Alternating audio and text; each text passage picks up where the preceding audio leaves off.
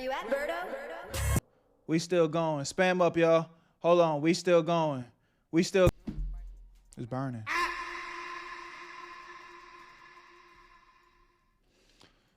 What up, man? How's everybody doing today? I know I already asked that, but fuck it, I ask it again. In case you didn't hear me the first time. Did some spring cleaning. Berto never thought it would be so relaxing just cleaning while jamming the music. Hey, man, sometimes like a hard reset is what you need. Sometimes it's like, it's not that you're depressed. It's not that things are going bad. Sometimes you just need a hard reset, bro. You just need to get rid of the old, in with the new. Real life. I really need to do that myself. I think I'm about to tell my cleaning lady to pull up. It's about time I get my cleaning lady to pull up. I'll have my cleaning lady pull up like once every few months for real. Just so she can get into the nicks and crannies of the spots that, like, you know what I'm saying? You know, the spots of the house was like, you clean everything, but it's like thorough though, like deep clean. Like she be doing a good job. Bro, please stream earlier. It's 1 a.m. in Poland. Doing good. You're telling me to stream earlier, but look, there's the lights outside, bro. This ain't even a late stream, gang. I don't know what to tell you, bro, you know. I don't know, like, you see, the sun's still out for me, brother. The sun's still out. Damn, room look way different during the day. Hell yeah. But it's because I also got the big wide lens. I know not all of y'all have been seeing it. What up, Peggerton? My boy. What's cracking? Yo, hold on. Big W30 stream streak from my dog, Pegger, man. W Pegger in the chat. Where you at, Berto? Oh, I clicked the wrong button. I need to move that. Hold on, I meant to give you that music, Pegger. My bad. There we go. Where you at, Berto? Yeah. I made this shit look sweet. Nah, if you saw outside my window, shit, I don't know what's outside your window, gang, but you know what I'm saying? What's good, gamers? What up? What up? We got a lot of reactions today. 1, 2, 3, 4, 5, 6, 7, 8. I got 8 reactions queued up, but you know what I'm saying? You know how I do. We gonna try to get through all of them, but realistically, you know what I'm saying? If a nigga only get goddamn 4, 5, 6 on, I'll take it. Yo, that view is crazy. Thank you, Dracula. And this is why I needed that wide lens. Because I felt like for way too long, I've been streaming in this setup every day. Like, this is the same setup that we've been had. We've been had the same setup. And niggas wasn't able to appreciate this shit. Because my damn lens was too small. Now we get the whole vibe of this bitch. You know what I'm saying? It's a vibe. I'm really appreciative that y'all are noticing it and fucking with it. W Juke for the 50 stream streak. Yo, I didn't even see that. Did the notification come through? W Juke. Everybody spam up Juke in the chat. Where you at, Berto? Where you at, Berto? Where you at, Berto? Big Juke, big Juke, big Juke, big dog. Yelena, what up, Yelena?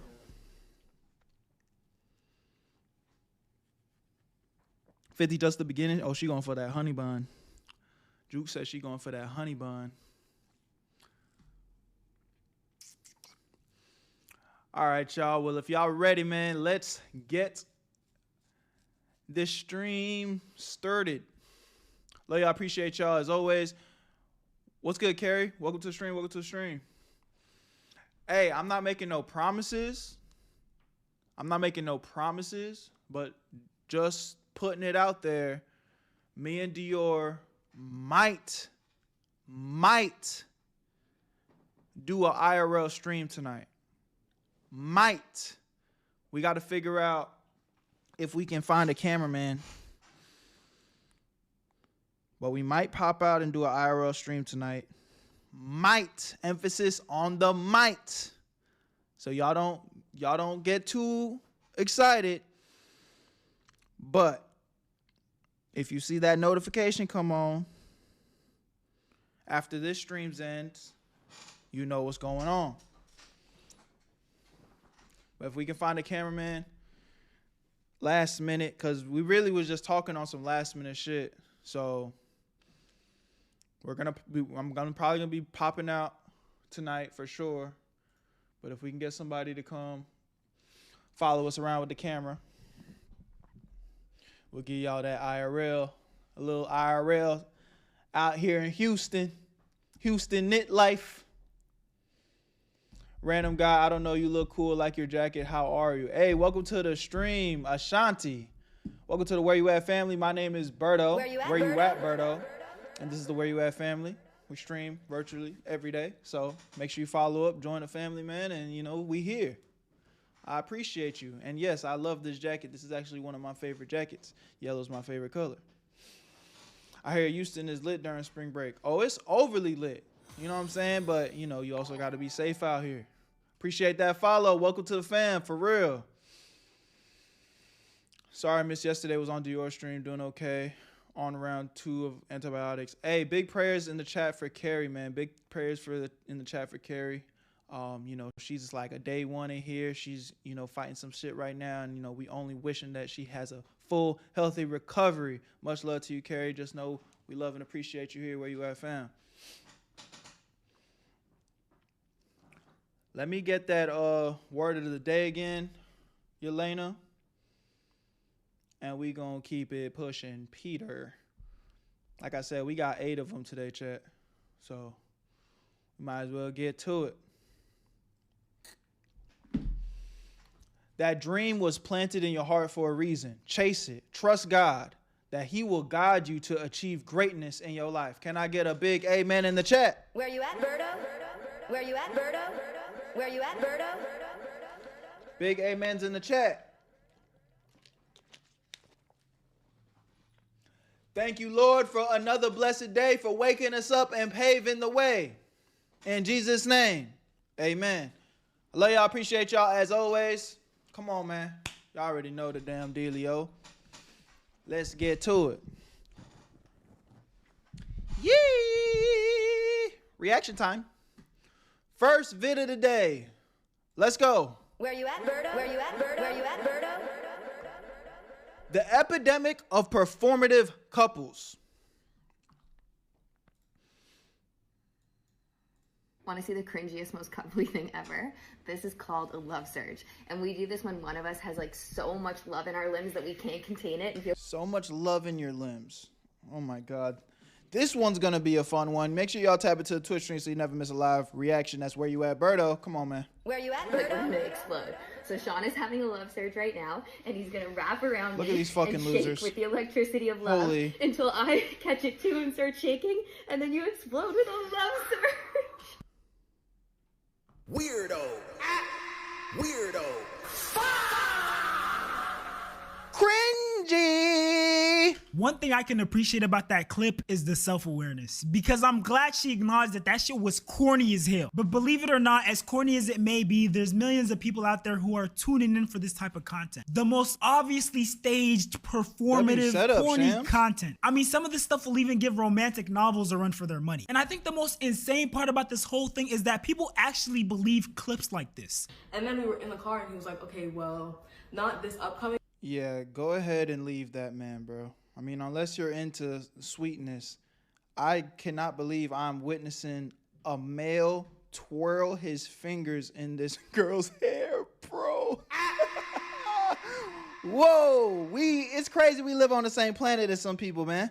weekend, but next weekend. So we set a day for 2 weekends, 2 weeks in advance. Well, he did, right? Least obvious engagement farming, by the way. Like, let's be honest, bro knows that the women in the comments are gonna be like, oh Blood my Wolf, god, what girl, up, my he's boy? so in love with you. If he doesn't look at me like that, I don't want it. And I'm not even exaggerating either. That's literally how a lot of their comment sections look. Yo, bro, record me looking at her like I'm really in love and you know, I'm so infatuated with her. I low-key wouldn't be surprised if he literally gave the phone to the camera person and told him, yeah, get me looking at her while she's talking like I'm so in love with her, you know, she's got me in this trance. And just look at all the women in the comments falling for this hook, line, and sinker. Girl, whatever you said, You know what's crazy about this? Like, on some real spill, I'm not mad at any brother that admires his woman. If anything, you should be admiring your queen. But I promise you, I guarantee you, you act like this IRL, she's looking at you like, Weirdo. back up, you're clingy, you're cringy. Watch out. I promise you. Nobody wants them and their partner to be this clingy, bro. Like, this is like some movie shit. Like, obviously it's cool in a wholesome moment. Your girl say some real cute shit, and, you look at her with that love in your eyes, like, but when it's just like this 24/7, just imagine you just constantly looking over at your partner and they're just 24/7. I promise you they not gonna like that shit, bro. he did not hear it. He got 20 birds flying around his head. So this is love. I need a man that looks at me like this. See? They actually genuinely believe this, bro. That's all I want. The love in his eyes for you.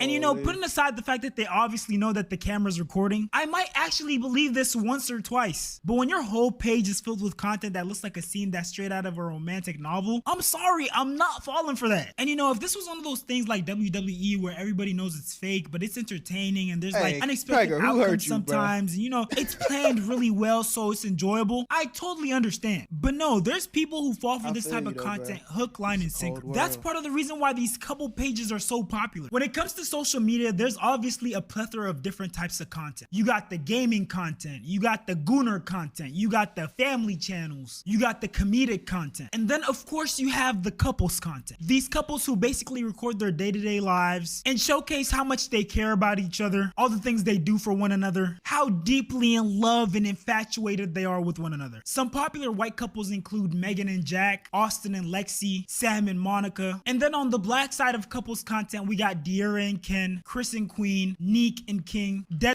thing about the black side of the content creator couples content, I don't consume any of this, but obviously whenever I'm scrolling on the internet, it pops up on my feed every once in a while. And I feel like they'd be a little bit more realistic with it. Like, they do little pranks here and there, you know what I'm saying? Yeah, they might show a couple of cringy things, but they also show like the, man, you're annoying me, watch out side of the relationship, where I be thinking that's cool. Desmond and Christy, mind Get you, your none money of how them you are still get it. together to this day. And it's crazy because there's a huge portion of these people's fans who actually are surprised that they're no longer together. They're actually surprised that the fake perfect couple persona that they portray online isn't real. And I don't know if it's because their avid viewers live vicariously through them. Like, they genuinely delude themselves into believing that whatever they see on camera is truly how that relationship functions. But the thing is, one of these couples will break up and you'll have people in the comments talking about, oh, I don't believe in love anymore. I lost all hope in love. As if they think that real relationships are like this melodramatic act that they're seeing on their screens. Brief intermission, y'all. I'm here with an opportunity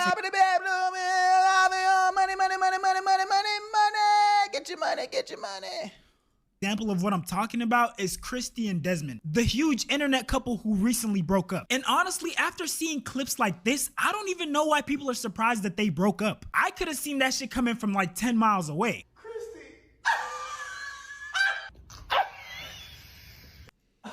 Compilation of Desmond's laugh. There's no way he laughs like that in IRL. No way. I refuse to believe it. Christy, are those tongues? I'm sorry, but at some point that had to have. Bro, fuck no.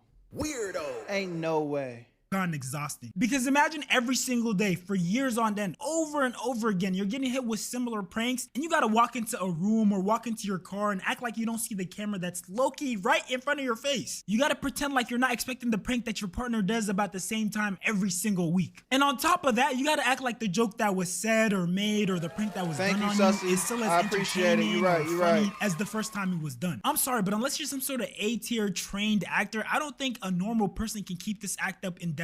But all that aside, I genuinely do feel like you have to have a certain level of delusion to actually be entertained and believe this level of acting. Hey babe, are you coming out here?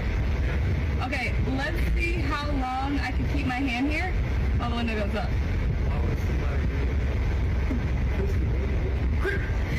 You can't do that, you're gonna hurt you, break your fingers.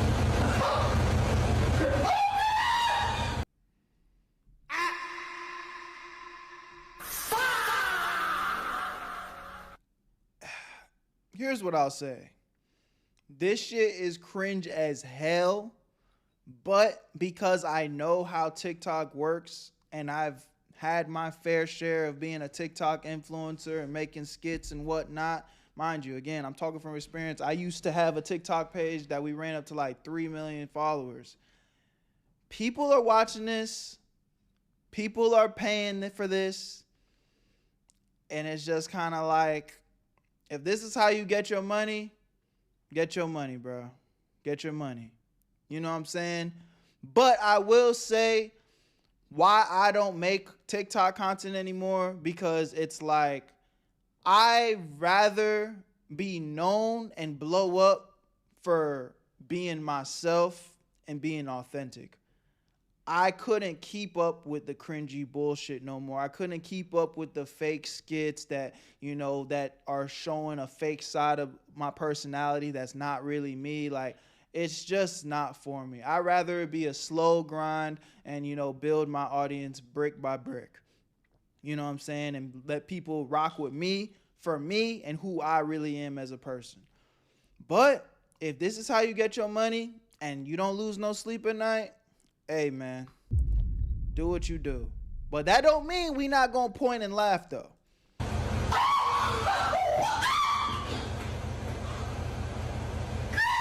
Okay, so dude walks into the garage. She literally explains exactly what she's gonna do, which, keep in mind, it sounds absolutely dangerous. So if he wanted to prevent it, he would have prevented it right there. He then proceeds to let her do it, but it seems like it failed the first time because the car seems to have some sort of safety feature that prevents her hand from being stuck. Whole time dude is still standing there, by the way, letting her proceed. And then he goes on to say, you can't do that, you're gonna break your finger. And I think like he went off script there and he had to get back on track. The scene switches to the camera that's behind him and he low-key tilts his head, but not all the way so he doesn't make eye contact with the camera. And then he has to do the same, oh no, type of reaction when her fingers apparently get chopped off. Like, bro, this is WWE level acting right here. And there's more.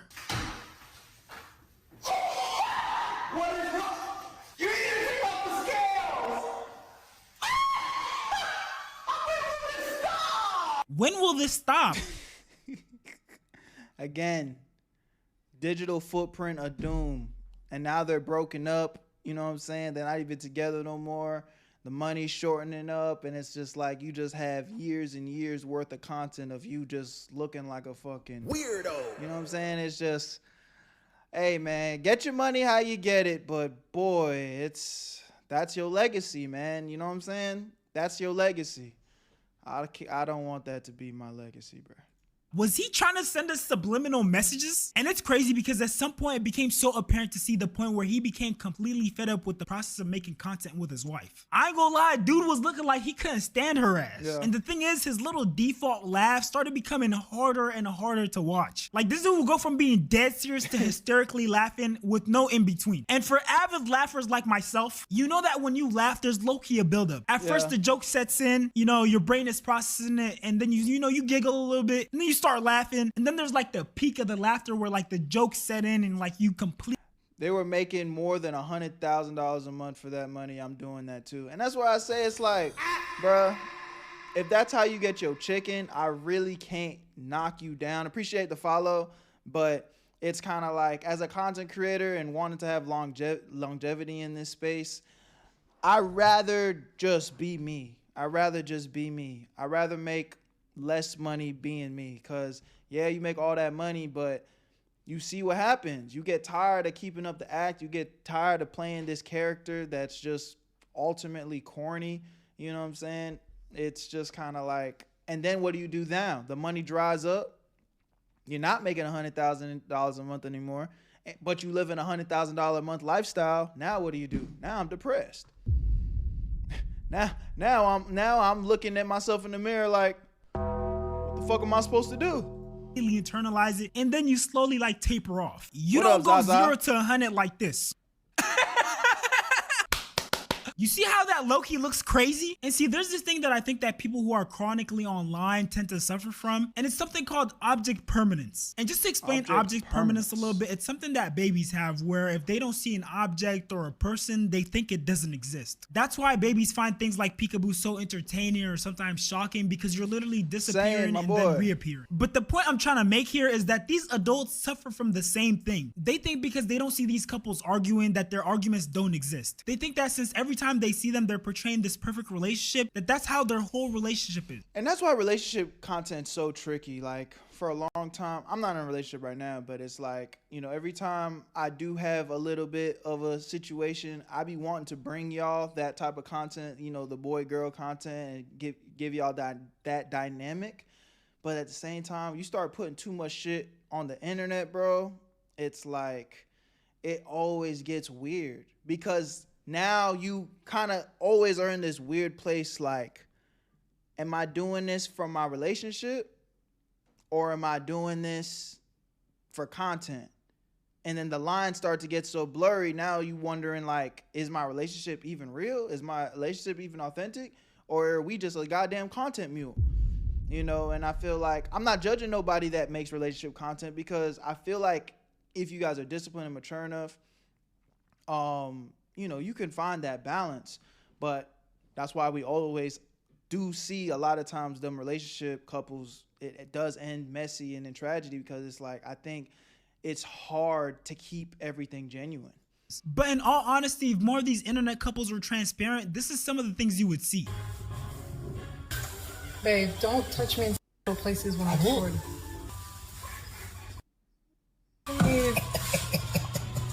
Can't even use it, because that's weird, babe. We cater to families.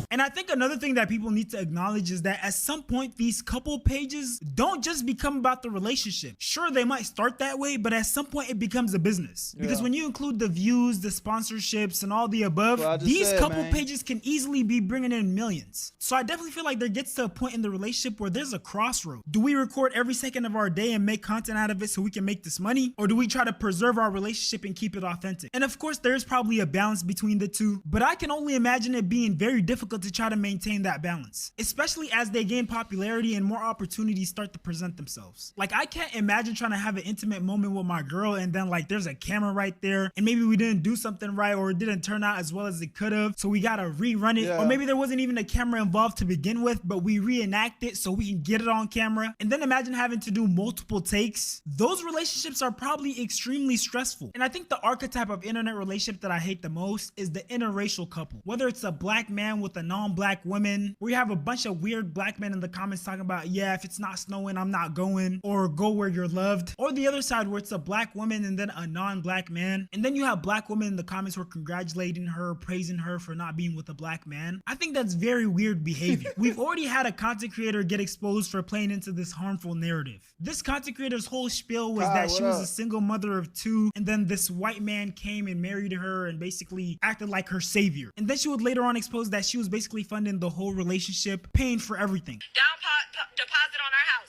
Let's not pretend that I'm not the one that paid for the Range Rover. Let's not pretend that I'm the one that paid for this whole fucking life that we live. Let's not pretend that. Let's not pretend. And hey, man, if she's breaded up and she chooses to be in a relationship with him, it's not crazy that she's paying for stuff. But see, that whole relationship got really weird when he did this. Reminder to take care of your families or men like us will. And then he Whoa. What do you mean by that, brother? What the fuck do you mean by that, actually? Weirdo. What are you trying to say? proceeds to show a bunch of white men. Oh brother, way to feed into harmful stereotypes. And I think the only other internet archetype that might be just as bad is the pandering boyfriend or husband archetype. These relationship pages where the man will basically act holier than thou, pander up and down to women, and set some of the most unrealistic standards for the regular average man. Dude will post stuff like this and women will eat it up. First, 100,000. They say I love you. Another 100,000 to appreciate your loyalty. Who are you, Bill Gates? Nah, what? You just handed out 100 bands? 200 bands at that, and it look like you keep going? Who is this guy? Another 100,000 because you're an excellent mother. And hey, hold on, I ain't gonna lie, man. I'm passing 300 bands and counting to my girl, and she's just talking about some, man, if you don't get the fuck up and start jumping for joy, doing some jumping jacks of excitement or some shit, hell nah. You gonna piss me off, man. I'm giving you way too much money for you to be still sitting here on this couch. You better show some goddamn appreciation. And 50,000 just in case you want to splurge on me or something. She got a baby on her arms, man.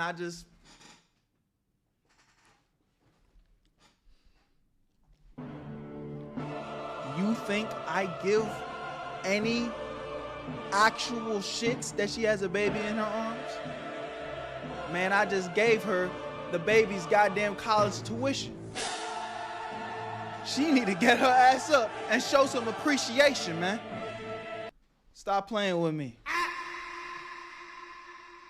I love you from the bottom of your feet to the top of your This is sucker The thing activity. is, a lot of times this type of content is extremely disingenuous and extremely disrespectful to regular hard-working men. Because no, your average man isn't gonna have hundreds of thousands or millions of dollars in the bank to give away to their significant other. That is by no means realistic. But the men in these internet relationships will try to make it seem like that's the norm, that's the standard. And they largely do this because they know that women will bite. It'll get the views. Women will be in the comments like, yes, that's a real man right there. When I would argue that the man that's working his ass off to That's so obviously like prop money. Like, I know I just gave y'all a little bit and talking shit, but like anybody that's falling for this, again, get your money how you get your money, but it's so disingenuous. Like, the content is obviously so fake.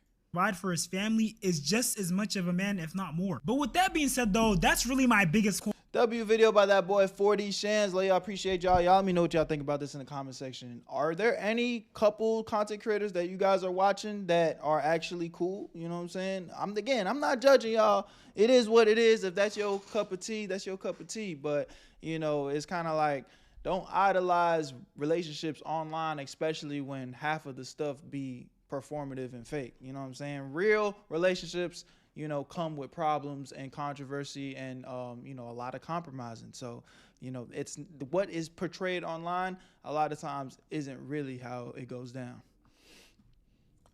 W video. Let's go. Keep it pushing. Y'all said, fuck no, I don't watch that.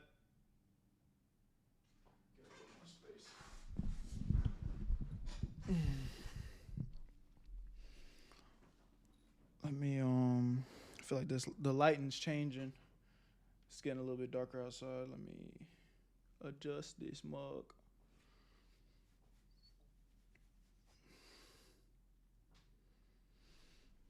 Okay, looking good. It's so beautiful out. Yeah, it's a nice day. It was a great day today. I ain't gonna lie. Great day today. Beautiful day today. Wish I had more time to like just do some type of outside activity or something, but you know, was getting to it. Spam up, man. Let's go. Next vid. Where you at, Berto? Where you at, Berto? Where you at, Berto? Yo, Berto, did you remember to watch Gran Turismo film? Nah, I did not, bro. I don't know what the hell that is. What are you talking about? Gran Turismo? I don't know what that says, brother. What the hell is that? Remind me. 3, 2. Michael B's new Asian girlfriend is causing this problem. Man, I didn't even know my dog. I I didn't even know my dog Michael B. Jordan got himself an Asian queen. Let's tap in and see what's going on. All using this moment that Michael B. Jordan won the Oscars as a moment to bring up Lori Harvey. It's very quite strange. When Michael B. Jordan was a student at Arts High School in Newark, New Jersey, he was not the popular kind of guy. He was already acting as a teen on Wire, while other students wanted to just hang out. He was serious about his career goals. He came to school with his headshots and he didn't follow trends, meaning that he didn't chase the same image or behavior as others. He stayed respectful, disciplined, and low drama. And so when people started to notice him, well, they would end up calling him got Michael B. Jordan, the director and the star of Creed 3. And you know, we know each other. We go way back all the way to Chad Science in Newark, okay? The corny kid, right? Woo! What up, Heather? That's right. They would call him corny. Michael B. Jordan would lean into the narrative as a young adult, and he would show that hard work pays off. I mean, just look at his success. But he isn't the only young man that is faced with this dilemma. When I was a young man coming up in Black America, it was the same. People would literally make fun of you for being hardworking as a student, polite, caring. In other words, these characteristics made a man look almost effeminate. And you know what that means? Most guys would have problems dating black women. He's right, you know. If you didn't fit in with a dialect in the black community, it was hard to get around. And this is the case for many men. And for men like Michael B. Jordan, they start to have other opportunities that are outside of the confines of Black America.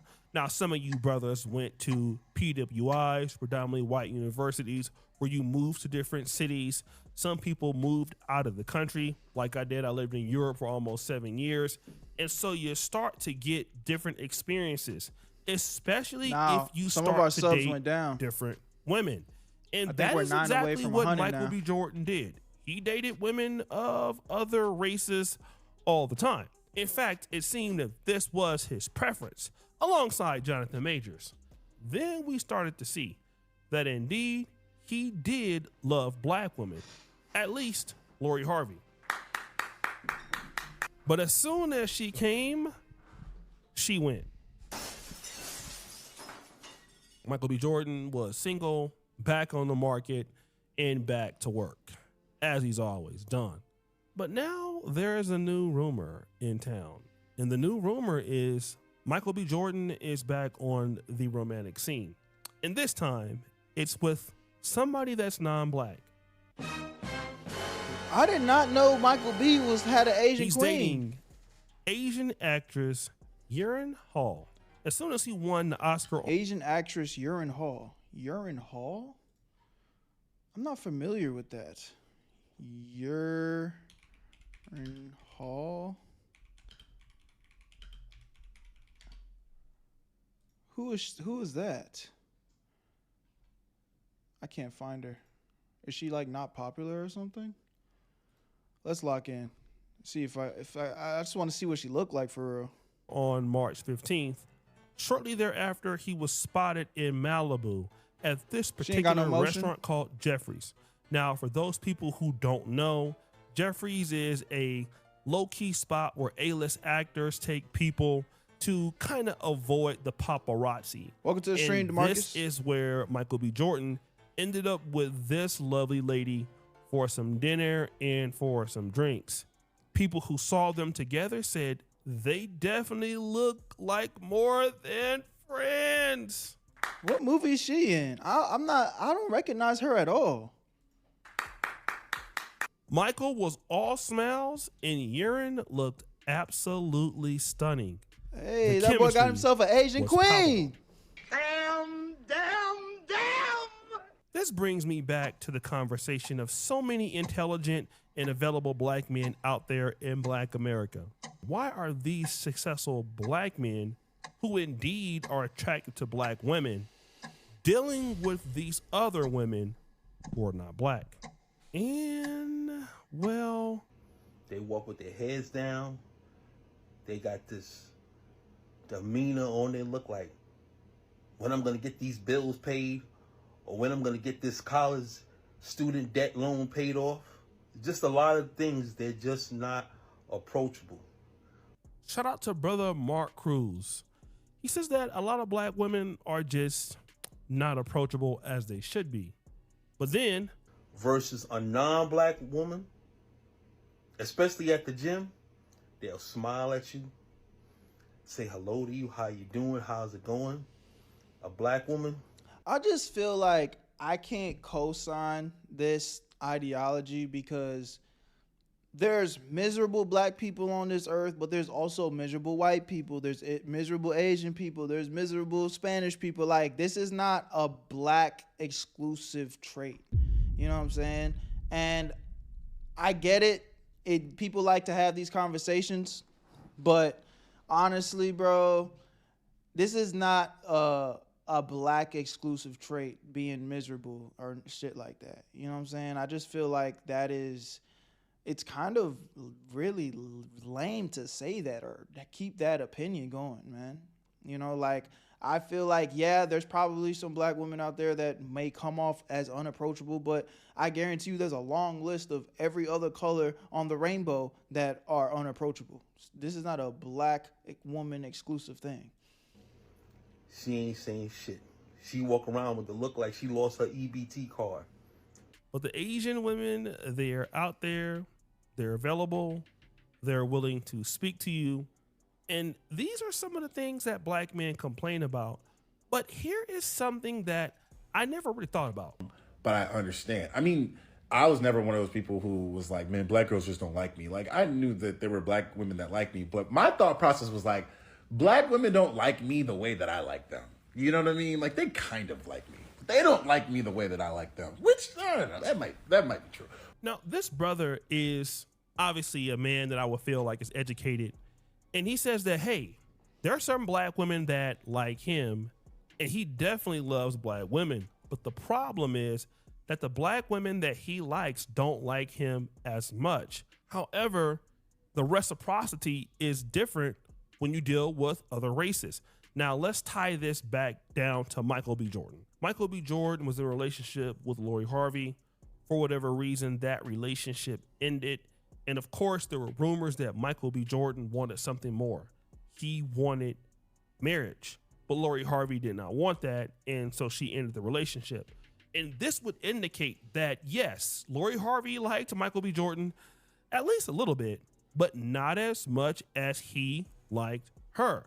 And if you're a successful black man and you want to be with the black woman of your choice and she doesn't like you, well, see, here is the issue. As a successful black guy, a high-earning black guy, and I know other high-earning black men, there's no incentive for us men to deal with women just because we look like them that are not bringing us peace. You see, I agree with... I just hate that conversation, bro. I don't understand why... I mean, maybe just it's for the likes and the views, but that's exactly what it is. Because I just don't understand why black people, brothers, get on the internet and then just start degrading black women exclusively. Like, there are so many great examples of black women championing behind their kings, you know, and building up and pouring into their partners. You know, look at Megan Good right now. Megan Good is held my dog down when the entire industry was turning their back on him, shitting on him. Like, she held him down. And now Jonathan Majors is kind of getting back into the spotlight. And I feel like they look like a beautiful black power couple. You know what I'm saying? And I wish them the best. But I just feel like there's obviously a lot of great examples of black couples striving and thriving.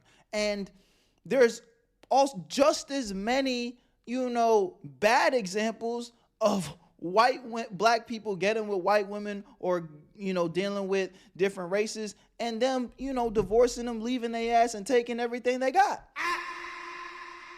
And then on the same spectrum, I'm sure there's plenty examples of them working out. So it's just like, it's weird to just exclusively be like, black women are the problem, black women are this, black. It's like, yeah, but everybody has problems. In every demographic of people, there's gonna be, you know, the good, the bad, and the ugly. This particular notion, because a lot of black men in today's world are not going to give black women the first right of refusal. Just because I'm black and we are the same race or the same culture, it doesn't mean that I'm going to basically stick with the black community if I have optionality. And when you're somebody like Michael B. Jordan, when you're dealing with a lot of people in Hollywood, you're dealing with people in Malibu, high level people, a lot of your friends won't be black. You're going to be malleable when you're dealing with other communities. And that's what Michael B. Jordan is. He is malleable. Like I might get he can deal with white women. He can deal with white friends, Jewish friends, and Asian women in dating. And so if Lori Harvey doesn't want to reciprocate, it's very easy for him to find somebody who wants to reciprocate.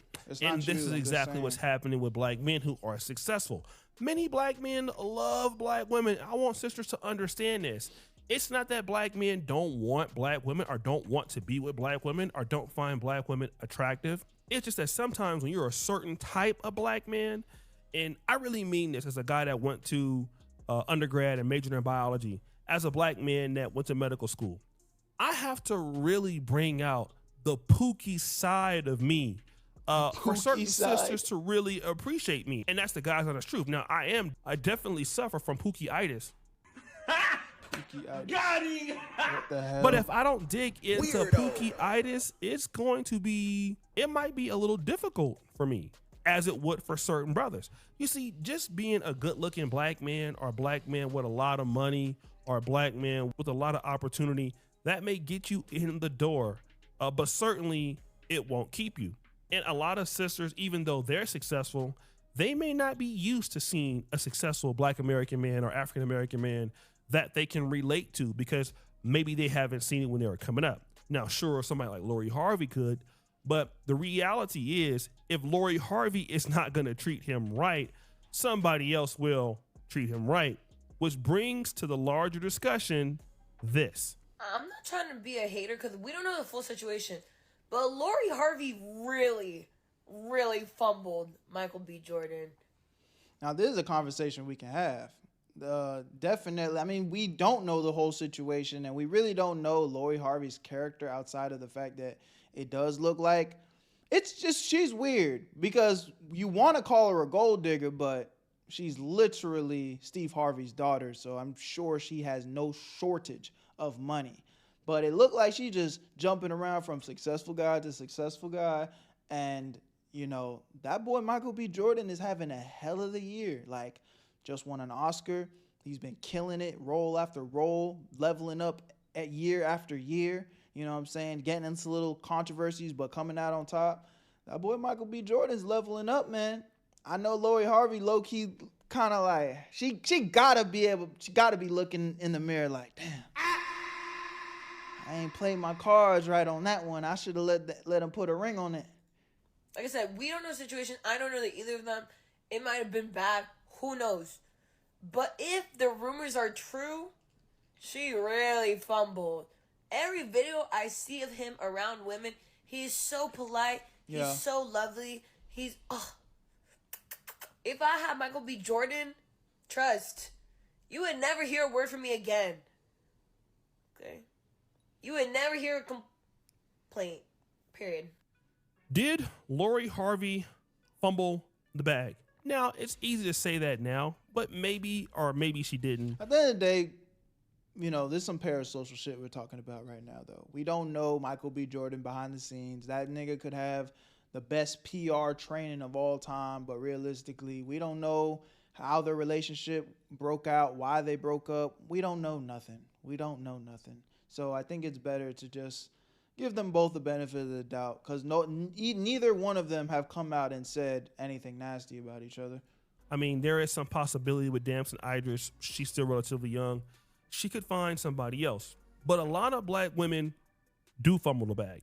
And it's because the men that they just dislike end up getting picked off by somebody else of another community who can appreciate that if you're a focused black man like Michael B. Jordan, you're going to be a little bit boring. And this is an issue that I think certain black women have when you're dealing with a man who is a builder.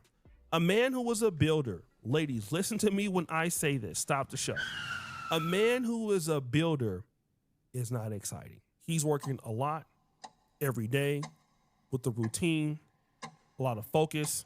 Now, it doesn't mean that you can't have fun, but yes, that man is going to be tied up in his work. And that is not necessarily romantic.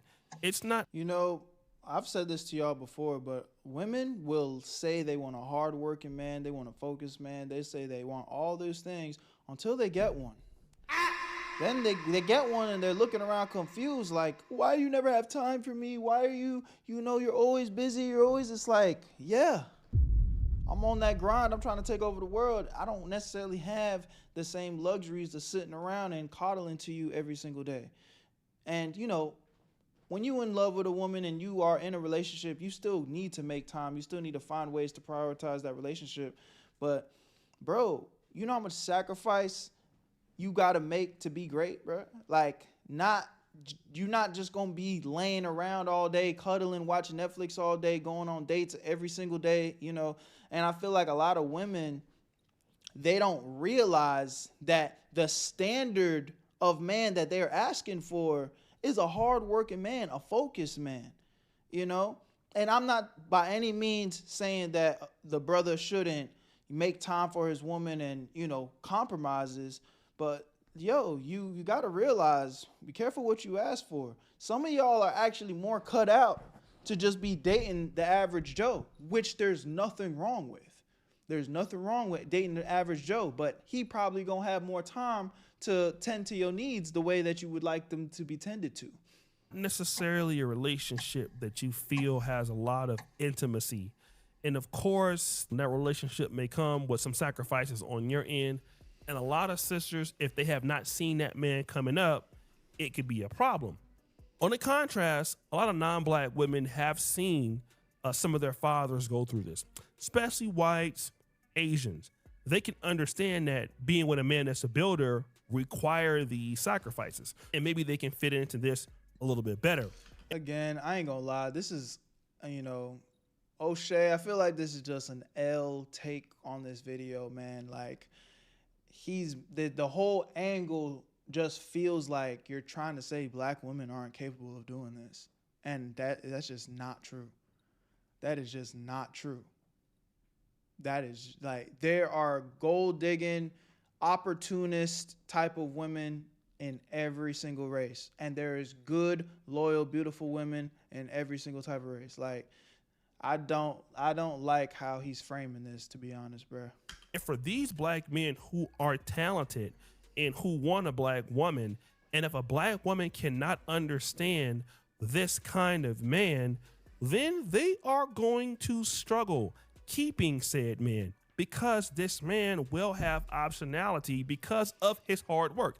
Being a hard work, it does pay off. And it pays off a lot, to be honest. This is something that people don't want to give credit to, but it does. And these men start to compound as they get older. And then once they get to where they're going, they'll get with a lady who understands the process, somebody in the field like, you know, Michael B. Jordan and this young lady here, whose name is Yerin Ha. And if this really came out to be public and it was long-term, black women don't have anybody to blame. They can't say that he sold out. I mean, he gave Lori Harvey the chance. And it doesn't mean that he doesn't like black women if he just... Well, I will say this, you know, when we see black people, black guys specifically, step out and go date outside of, you know, being with a black woman, me being a black guy myself, anytime I've brought a Hispanic woman home, you know what I'm saying, my parents and, you know, my people are pretty much overly accepting, but I'd be lying to say there's not a little bit of like, why aren't you not dating a black woman? You know what I'm saying? And my last girlfriend was black. You know, she was darker than me. Saying that all to say, like, I don't have any preferences. Like, I just like what I like, period. Except snow bunnies. I don't really dabble in the snow. Personally, I don't like. But let me stay on topic. The point is, I do feel like there's sometimes like resentment that black guys end up having to deal with if they do start dating outside of their race, and that's something that I've noticed in my personal experience. And I definitely feel like that's not okay, but that's just something that I've noticed. I'm curious, like for like my fellow brothers out there, like have you ever stepped outside of dating your race, and like what is the response inside your crib? Because I definitely feel like that's something that's like underlined, but it's kind of like, for me, what I think happens for some black guys is they might try to be into a black woman, and their experience might vary. So it's not like I'm not lumping anybody into like a group, but that individual, if he had a bad experience, it's not gonna be out of the question on why he's like, okay, well, maybe I want to go try something new. You know what I'm saying? And that just might be something that, you know, that is very specific to that individual, rather than, you know, just being this widespread thing that, oh, brothers are always gonna be picking outside their race. He's a traitor. It's just like, that's where you start to lose me. But y'all let me know what y'all think in the comment section, man. I love y'all. Appreciate y'all. Where you at, family? Tap into the Twitch stream so you never miss a live stream reaction. Gone. I don't play in the snow either. I only date black guys because I'm not really attracted to people outside my race except gingers. You're attracted to gingers? Wow, that's interesting. Yeah, like, I just like what I like, bro. Like, I don't really see color. I don't know. I just like what I like. I feel like the only race that I don't really mesh well with, and it's not because of color, it's just because I don't feel like we relate, is white people. Like, I've never dated a white girl before. But again, it's not because I've definitely looked at white girls before and been like, oh wow, that's a very beautiful woman. But, you know, again, when I talk to them, when I interact with them and we hold conversations, it's like that chemistry is just not there. Damn, it turned dark quick. Yeah, outside? Yeah, I know. Unless you're talking about the videos, I don't know what the fuck. What did Pecker say? I don't have those problems. My mother accepts anyone I bring home except for white. My mama don't like white women for real. Yeah, I don't know. I mean, again, I've never personally experienced that because I've never brought a white woman home, but I brought Spanish women home. And, you know, again, I'm not going to sit here and act like my parents weren't accepting. They definitely were. But, like, I still felt the little, like, I wish it should have been a, like, why don't you bring a black woman home, you know? But I don't know, bruh. Everybody's situation be different. You said, my mother said if I brought a white woman home, she's getting, oh, hell nah. Yo, mama tripping. Berto, my first crush in school was a black girl in kindergarten. Hey, look at that. What we got going on? We about to get into this next reaction. Spam up. Where you at, Berto? Where you at, Berto? Where you at, Berto?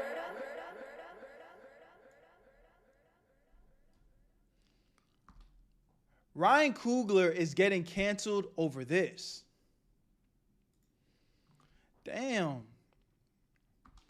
Look like the goddamn movie theater duo of Ryan Coogler and Michael B. Jordan been getting a lot of controversy as of late.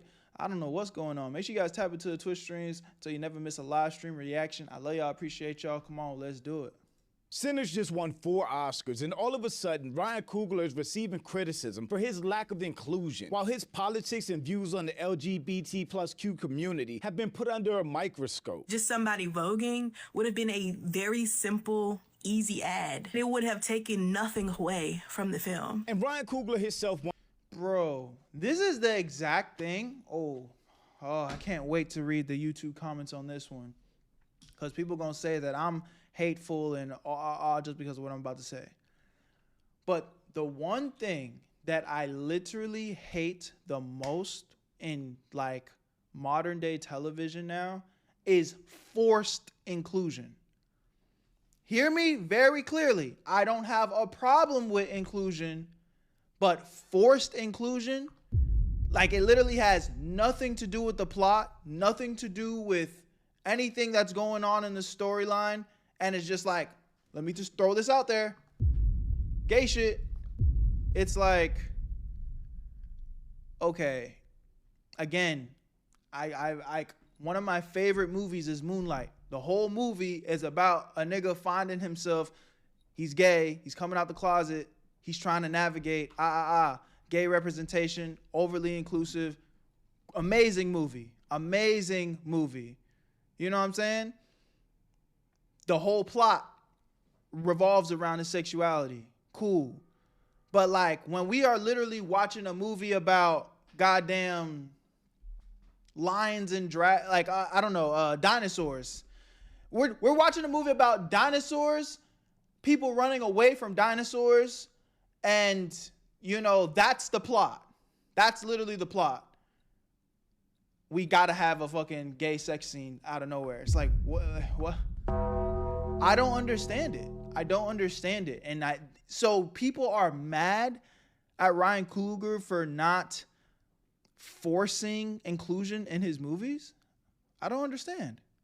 On an Oscar for Best Screenplay, which is a monumental achievement for a black director telling an unapologetically black story. You would think this will be a moment of celebration, not just for the film or the cast, but for the culture as a whole. But instead, one viral tweet about a lack of inclusion, and suddenly the discourse around Sinners completely shifted. This conversation is coming about after this black man won an Oscar for Best Original Screenplay. I don't like that. How it feels kind of like a backhanded, like, oh yeah, congratulations, this is a wonderful work. But no, that's not how this works. That's not how this works. The focus was no longer celebratory or on the success or achievement of Sinners and Ryan Coogler, which kind of all highlights this crab in the barrel mentality that we've seen too many times. Y'all do not want Ryan Coogler to tell y'all stories or to Appreciate the represent follow. y'all. Stop it. You just want to complain. Where instead of just uplifting a win or celebrating somebody achieving something great, people start intentionally looking for reasons to not like them or to tear them down. What we absolutely are not about to do is do this with the Ryan Coogler on this day, 2 days after he welcome Bobby to the Where You At history family, as man. only the second black man up. to win Best Original. We just not about to do this. But I'm Jew. Welcome to the channel. Please like and share the video. Don't forget to sub. Now, let's get into it. The Sinners dance sequence in the movie is really only missing a vulgar. It's definitely an oversight. I wonder, has anyone asked him about it? This was the first tweet that started the discourse about gay or queer. Missing a vulgar? What is that? I'm a little bit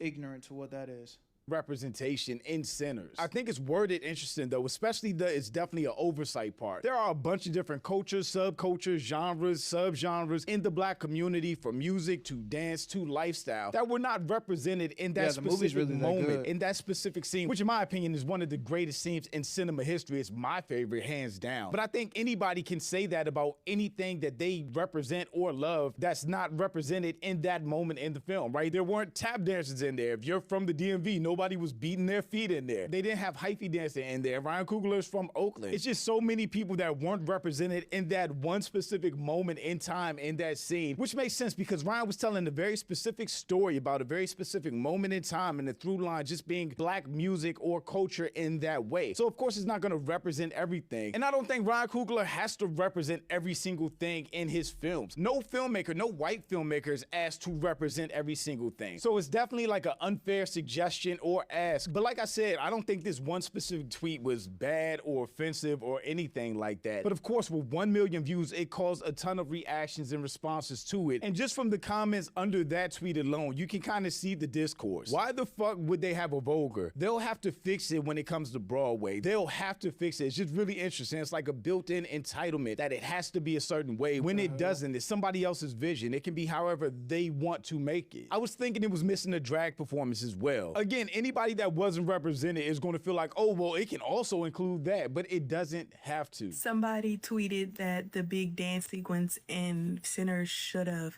included someone voguing. And that conversation turned into people critiquing Ryan Coogler and the lack of queerness in his films. And this critique has led to a lot of backlash, primarily people saying that it is not Coogler's responsibility to portray every black subculture in his films. And I find that critique actually kind of silly because in that dance sequence in particular, we saw so many different subcultures, so many different black subcultures, that inserting queerness, which really, as that person initially tweeted, it's just somebody voguing, would have been a very simple, easy ad. It would have taken nothing away. This is the thing though, I'm sure they've already put so much thought and, you know, preparation into the subcultures that they did pick.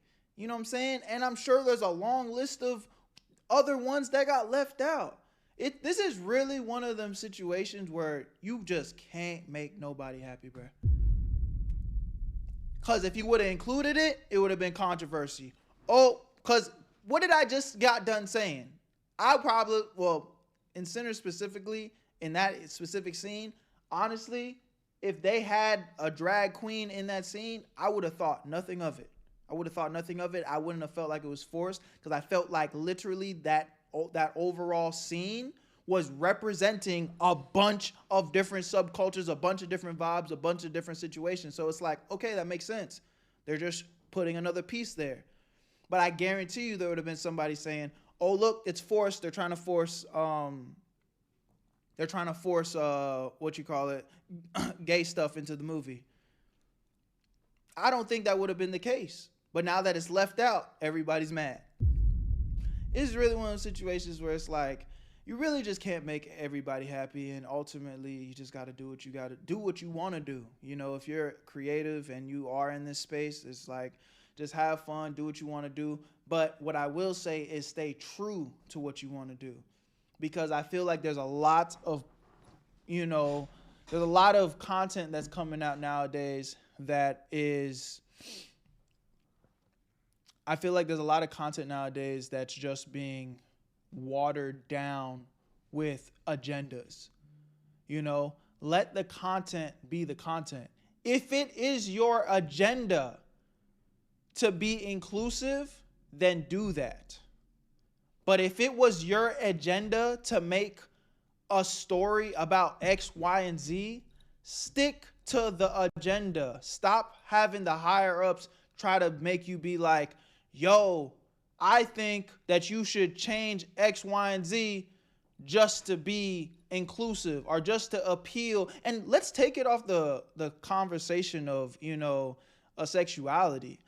It's the same when it comes to, like, I don't like when movies try to force, you know, being overly like, oh, let's be more black inclusive.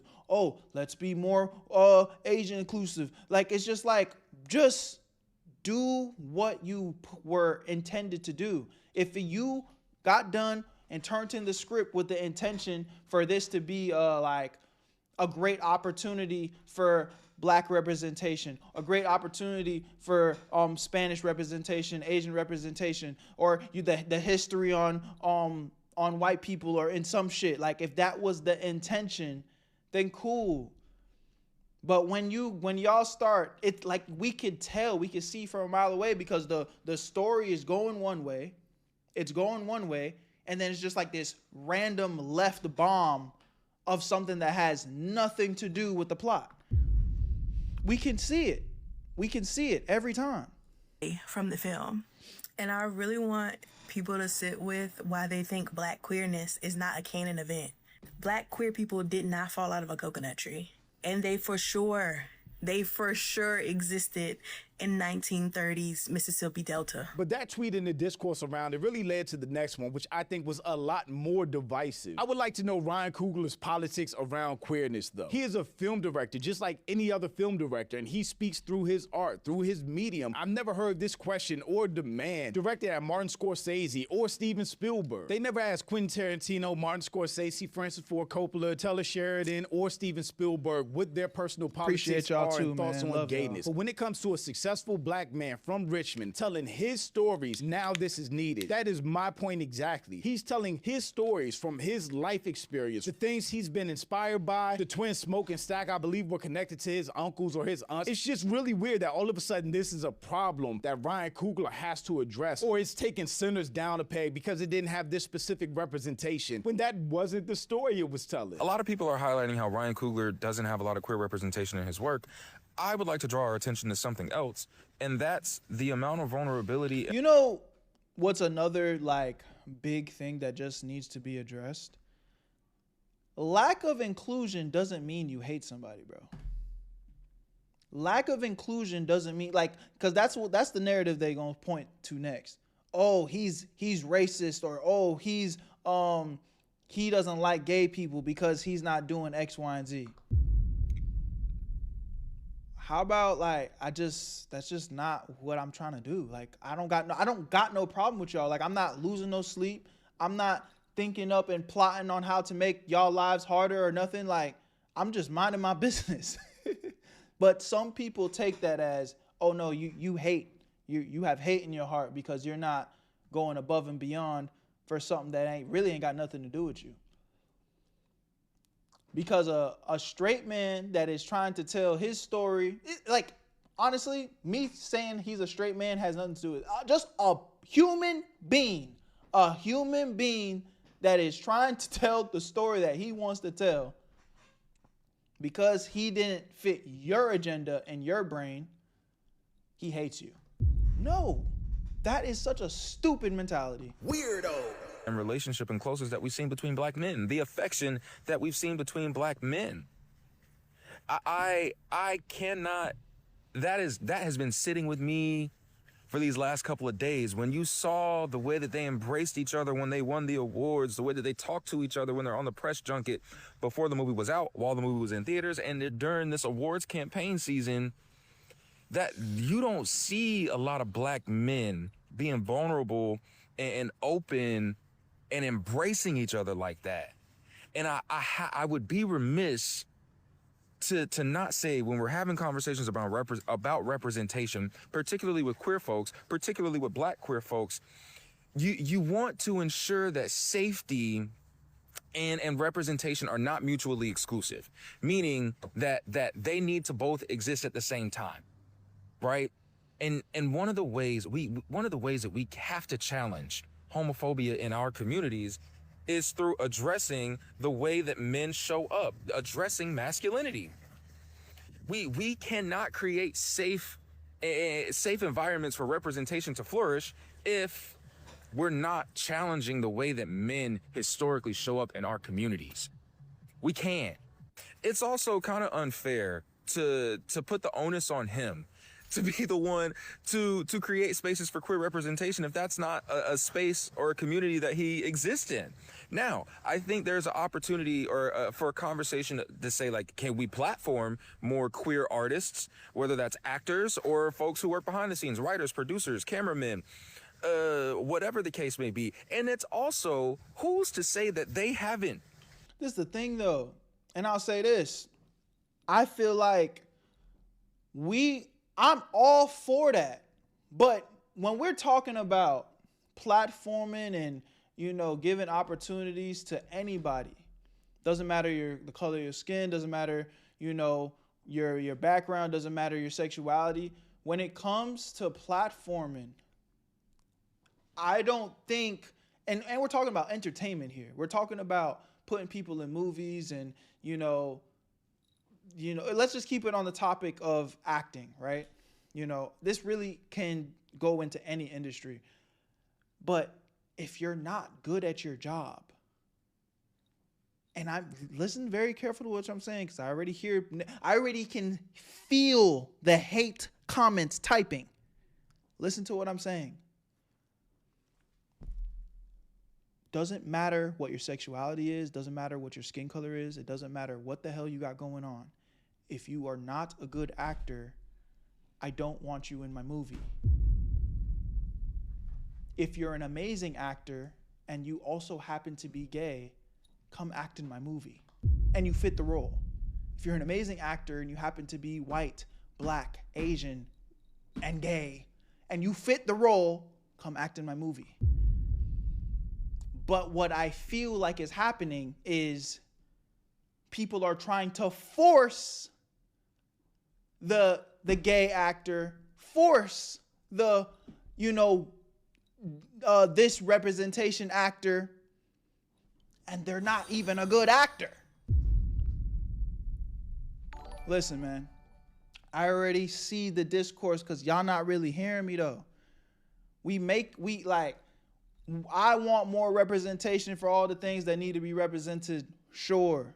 But can we just make sure it's, one, matches the plot of what we're going out to set, and two,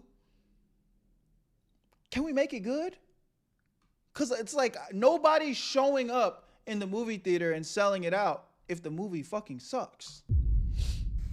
We don't know who's working behind the scenes as closely as we do who's on screen. And again, I think these tweets come in directly after the biggest moment in a black director's life with this monumental film that kind of represented and put on for black culture as a whole. Feels kind of disingenuous, like people trying to purposely steal the spotlight or bring down the moment for Sinners, Ryan Coogler, and the cast. What I struggle with is that this conversation is coming about after this black man won an Oscar for Best Original Screenplay and has the most nominated movie in Oscar history. I don't like that. How it feels kind of like a backhanded, like, oh yeah, congratulations, this is a wonderful work, but no, that's not how this works. That's not how this works. You had 14 years to express his concern, but did it on his biggest night. While it can be a valid concern that I don't care about, it's disingenuous due to the timing. Nah, I did it when Black Panther 2 came out as well. You're just a stranger looking for a moment of engagement on the timeline. Maybe specifically he did bring up this same question back then, but I don't think that's the case that anybody responding to this tweet with a confusion or question is looking for a moment. And this interaction had me dying because I'm just so confused. Why? Y'all got Tyler Perry. Fuck you and fuck you and Tyler Perry. But a lot of responses to that tweet were really interesting. People don't do this to any other demographic when they achieve great things. That is 100% facts. All of a sudden, when a black person achieves something, they're responsible or have to put the whole entire culture on their back or have all these demands placed on them for representation. But black males always need to be problematized. I wonder why. Y'all do not want Ryan Coogler to tell y'all stories or to represent y'all. Stop it. No, you do not want that. You just... Wouldn't you want somebody that, can actually represent y'all in a way that is authentic too? Wouldn't y'all want the representation from somebody that is a part of that community? Again, y'all want to point the finger at the nigga that's living his life. There's probably some young director right now who fits the demographic of what y'all want, and he's working his ass off to make his dreams come true so he can be the representation that, y'all need. And I hope he makes it. I wish nothing but the best to that young person.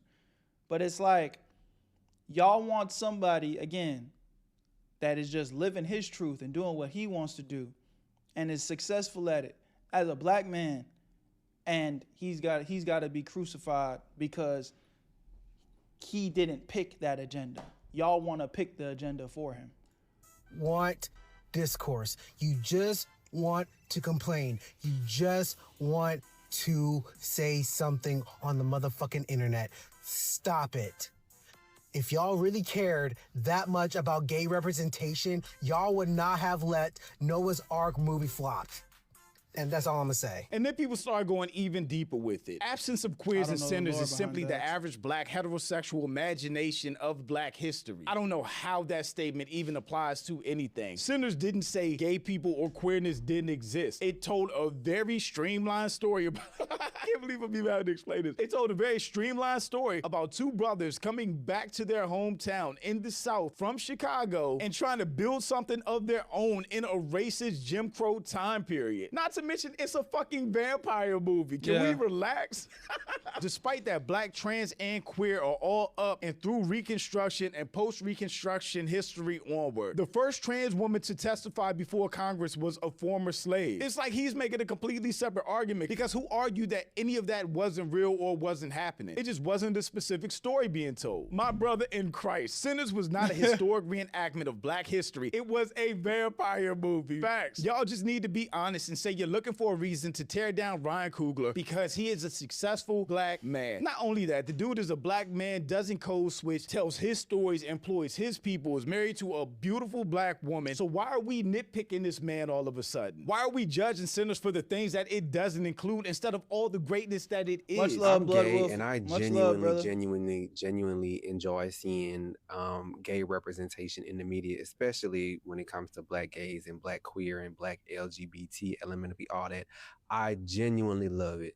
But what we not about to do, what we absolutely are not about to do, is do this with the Ryan Coogler on this day, 2 days after he made history as only the second black man to win Best Original. We just not about to do this. Yeah. Ryan Coogler to me is one of the greatest directors and filmmakers and writers, whatever you want to call it, that this world has ever seen and the world is going to ever see. But then I started kind of seeing tweets or whatever you want to call it, where people are basically demanding and saying that, oh, he needs to make LGBT aimed content. First of all, how you gonna tell this man what he needs to make? I don't think that's how that works. The thought process of some of y'all, baby, I will never, ever, ever understand, because in what world does that make any sense that you're gonna try to force somebody to make anything for your liking?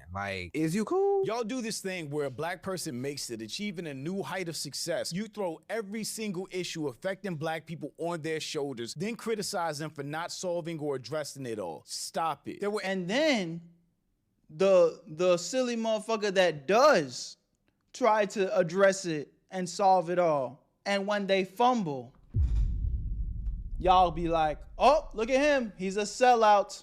He sold out to the industry trying to do some woke shit, and he's lame for that. Again, let this just be a perfect example of just be yourself, man. Be in your truth. Whatever it is you do, whatever it is you believe in, whatever it is you move, just be a good person, be respectful, don't disrespect nobody. There's no reason for you to disrespect. You can get anywhere you want in life and achieve anything you want in life without, shitting on other people to do it. I promise you. I promise you. You don't, I know the world will try to make you into a cold person, but listen, man. You don't have to tear other people down to make it to the top. You don't. And honestly, the more and more the way the world is now, with the way the internet is and opening up in media, you actually have a lot more control of your destiny than you think. So there's no reason for us to have to be tearing each other down just because they not fitting the agenda that you want. If you want it so goddamn bad, you go out and do it. I'm off that vid. Next.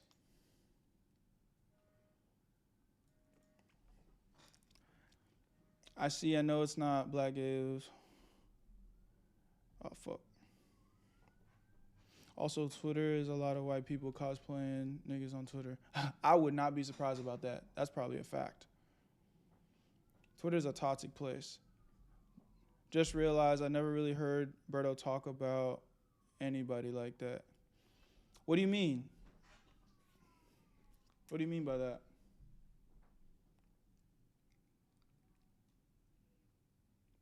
Oh, a good video on Shia LaBeouf looked like it just dropped.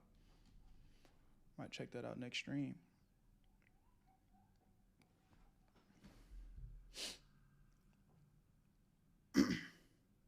Berto, you are very fortunate.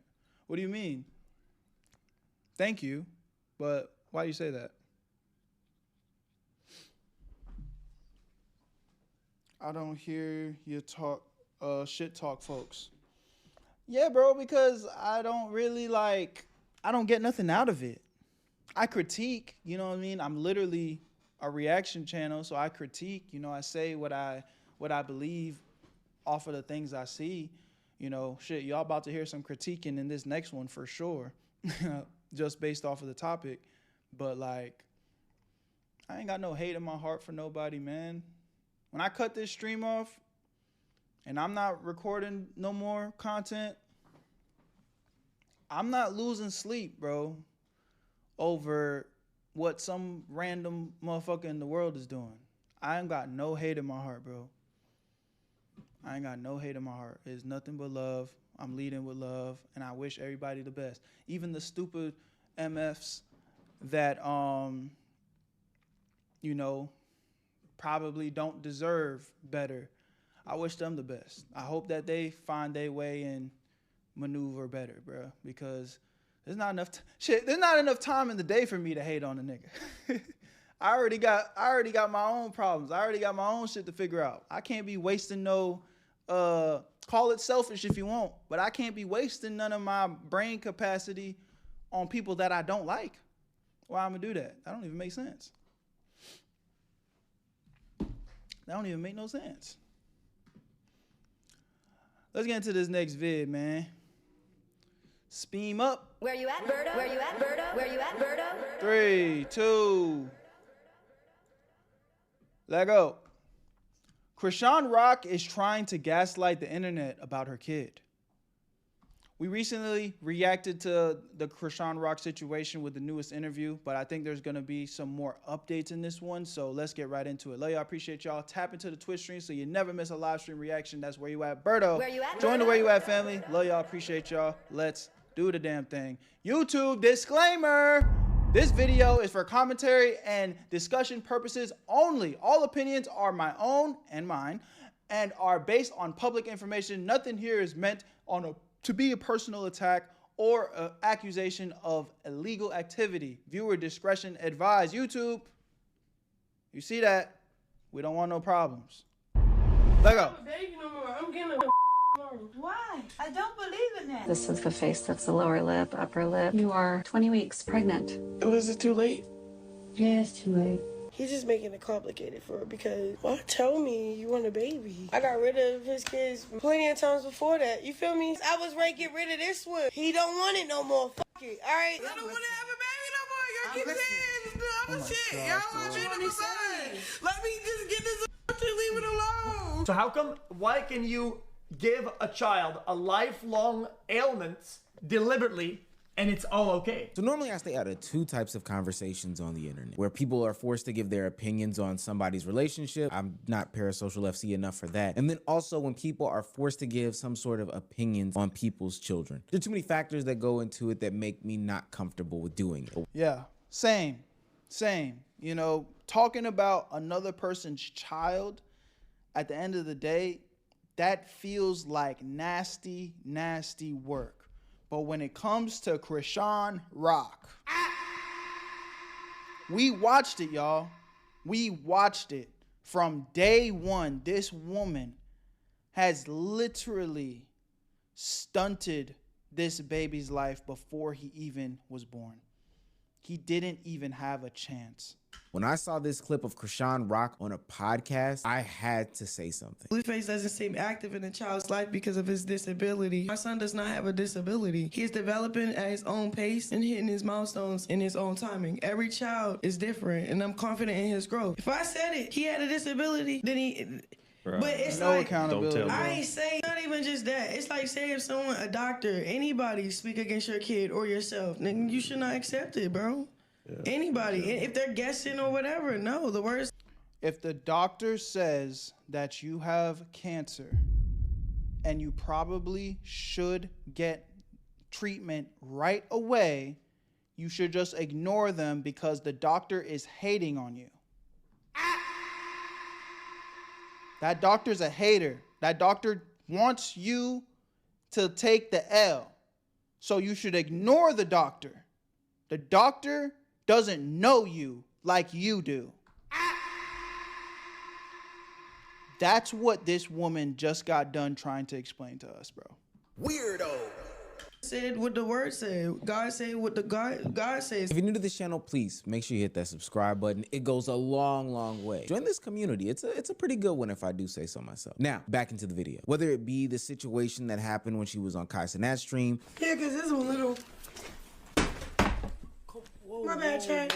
Wait, you put a hole in my wall. You rich. You can fix it. Whether it be the multiple fights that Entitlement she has with her baby's father, Blueface, which we'll get to in a second, or whether it just be the general crash outedness on the internet, it's fair to say that Krishan Rock has a very bad name. But as of late, I got skeptical about her. I had seen some different commentary about her wanting to turn her life around, especially now that she has a child in her life, and she is looking to grow bigger and better and greater than ever before. Well, let's get the internet like Chopper. I texted him. I said, speaking negatively over a child is serious in God's eyes. Scripture tells us life and death is over our tongue, the power of the tongue, and I won't allow harmful words to be spoken over my son. Please remove my child from your speech and keep him covered, not cursed. Do you have to spread hate because you think it's a way to sell a brand? I've been there before. Be careful on speaking about children and people that's literally covered by Jesus. And I pray God heals you from the things you don't. It's like, again, man, it's always a weird place. I salute anybody that wants to turn towards the Lord and give their life to Jesus and, you know, following the word. Man, salute to you. But what is just disgusting and is unforgivable is like when people are hypocrites. They only bring up the Lord so that they can try and use it as an excuse for their wrongdoing. Oh, I messed up, but I am a child of God, so he's going to forgive me, so I can continue to mess up, and it's no big deal. There's no accountability. All they do is just point the finger and say, well, you can't judge me because only God can judge. It's like, bro, like, to me, that's like, I feel like that's blasphemy, bro.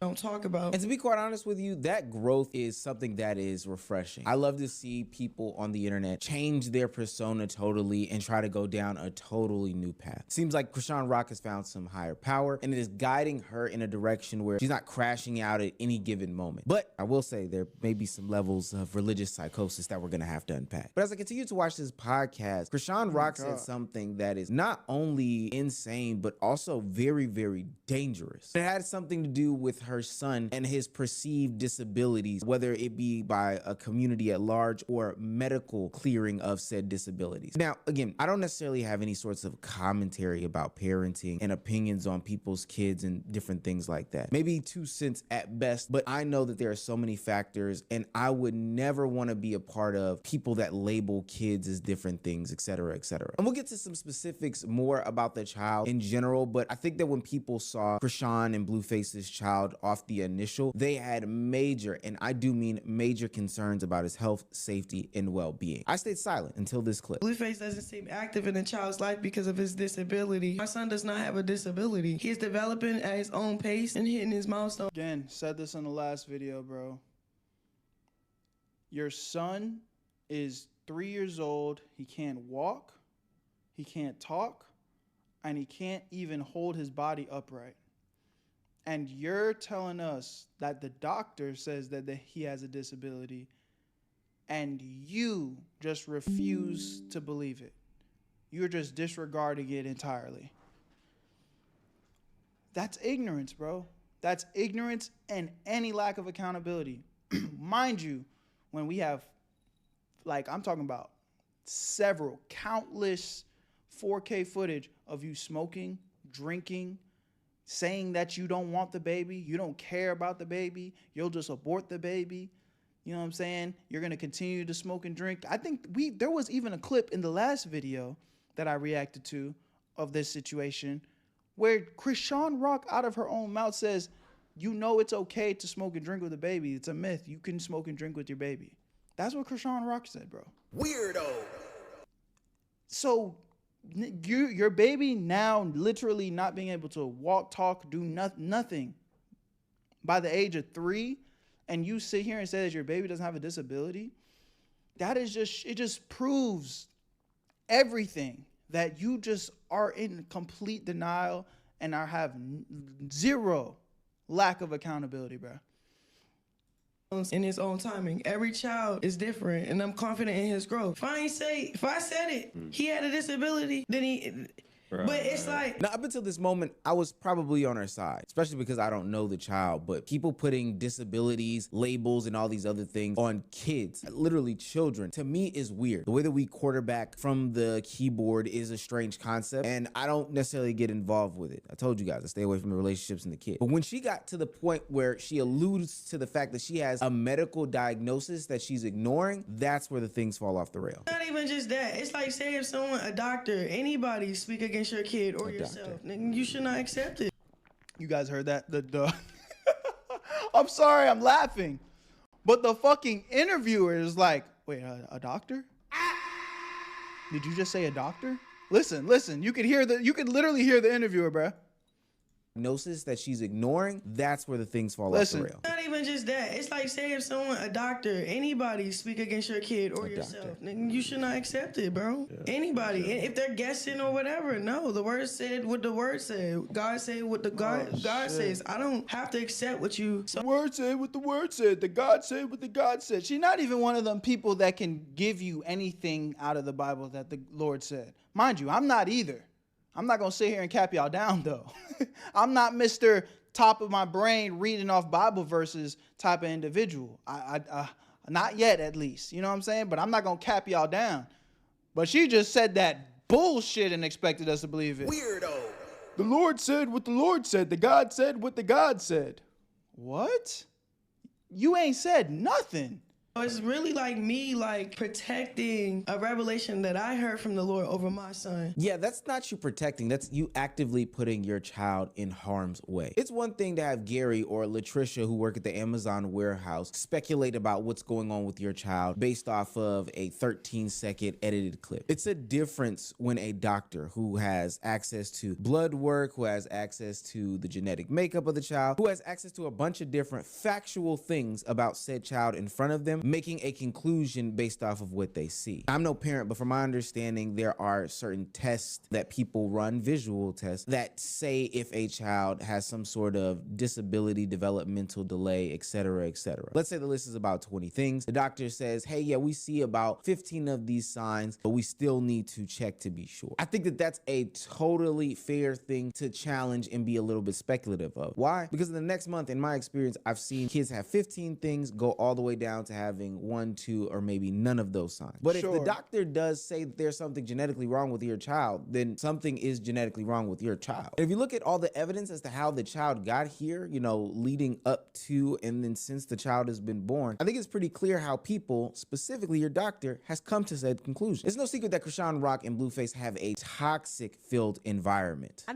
That's why I was saying, I never really got to finish my season for real. I ended up getting locked up and shit. The bounty hunters came and got me. Oh, you got locked up too? Mm-hmm. What'd you go for? Warrants. Oh, Blueface snitched on me, talking about I stole his car. Did you take his whip? That was my shit. All right, dude. Bro, that's not good, bro. Damn, I don't want to show this.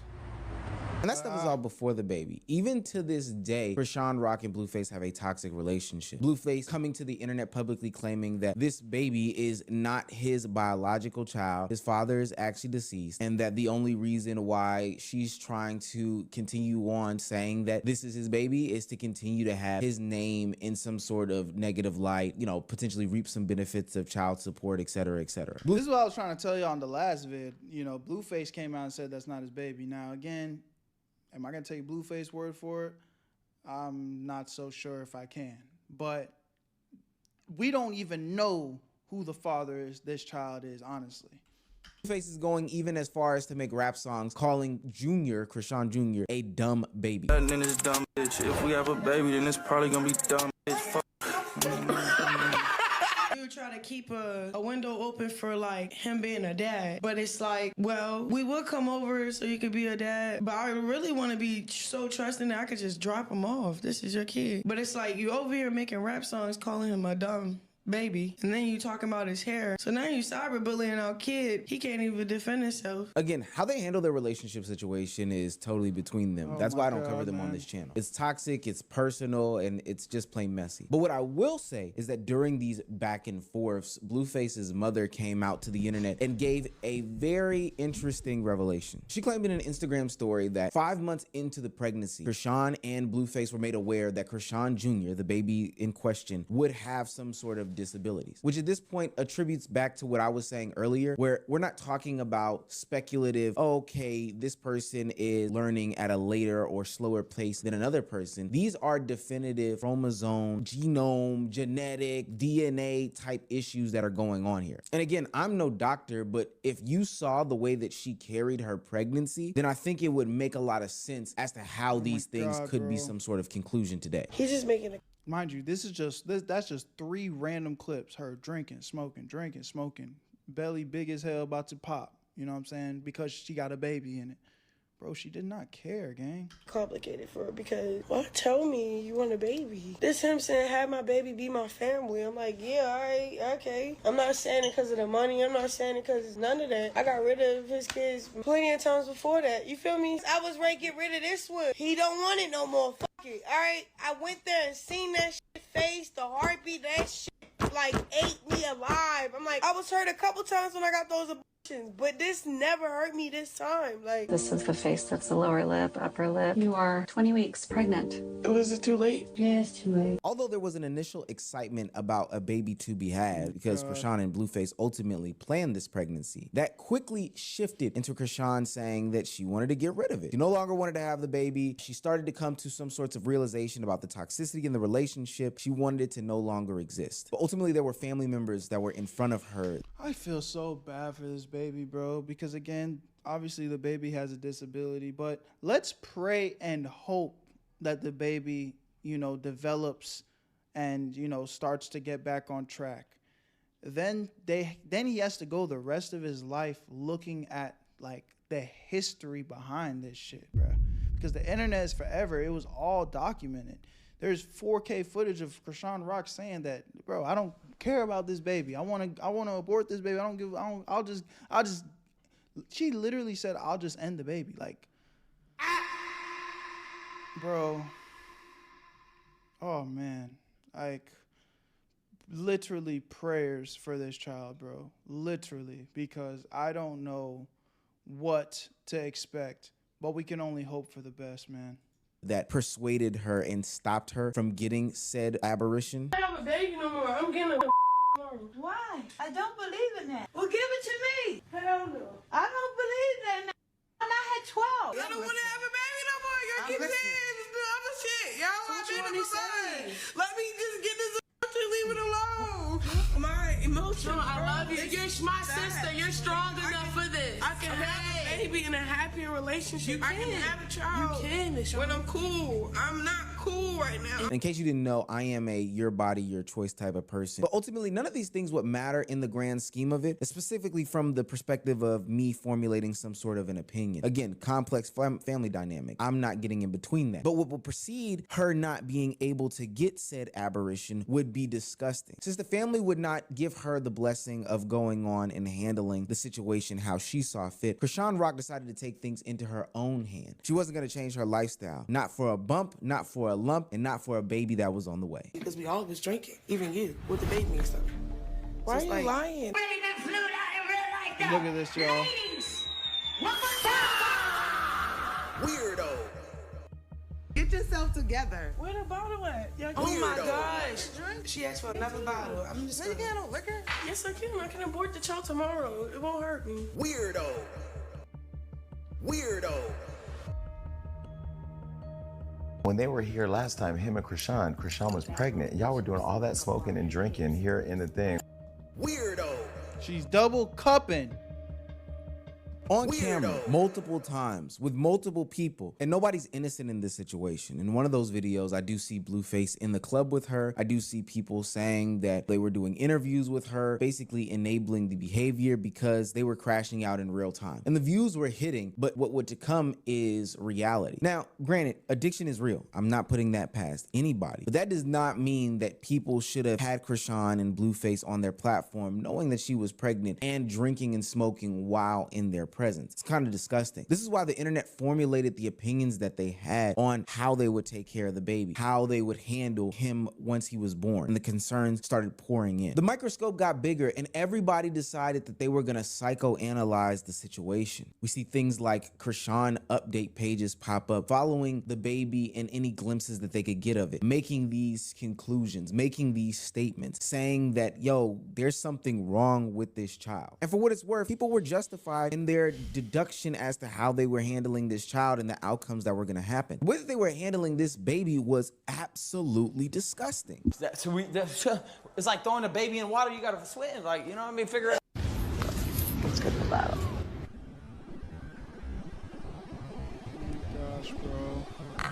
The internet tried to intervene. Krishan's update page, which sounds the most like insane thing in the world, would call CPS, and I'm assuming others would as well. But due to whatever bureaucratic legal system that we had, nobody stepped in, and she knew that. You don't want to keep calling CPS or the police? I don't care. Keep calling them. Call. But so now we sit here today where Krishan Rock is on a platform saying that her son doesn't have a disability, and no one can tell her different. Not the people who watched her crash out for the past couple of years, not for the people that watched her literally drink and smoke and consume other drugs while being pregnant, and not even by the doctor who told her months in advance of her having the baby, while living in a state that had a lengthy timetable for when you can and cannot get rid of a baby. What makes this situation even worse is that we're not just talking about how the baby was treated and handled while she was pregnant. There'd probably be some grace afforded to her if, you know, once the baby popped up in her hands, she instantly flipped script and now she was being mommy of the year. The reality of the situation is that she is still handling this child and her lifestyle in a terrible, terrible way. Just last September, Krishan Rock had to face police and CPS because her and her boyfriend Bino trashed a hotel room, leaving behind empty liquor bottles and whippet cans. The reason why CPS had to be involved is because Krishan Jr., the baby in question, the one that people are waiting to sit up and walk and do all these other things, was in her custody and in her care. And if you're thinking that would be the straw that stirs the drink as far as getting that baby out of that situation, well, you would be dead wrong. Because for what it's worth, Krishan Rock still has custody of said child, even though there are continuous, and I do mean continuous, dangerous I ain't gonna lie, what you just said makes some sense, but I just don't know what the solution is. But parents' license probably would be a W move for life. You know what I'm saying? Now, I don't know how it could be enforced, but genuinely, not everybody deserves kids, bro.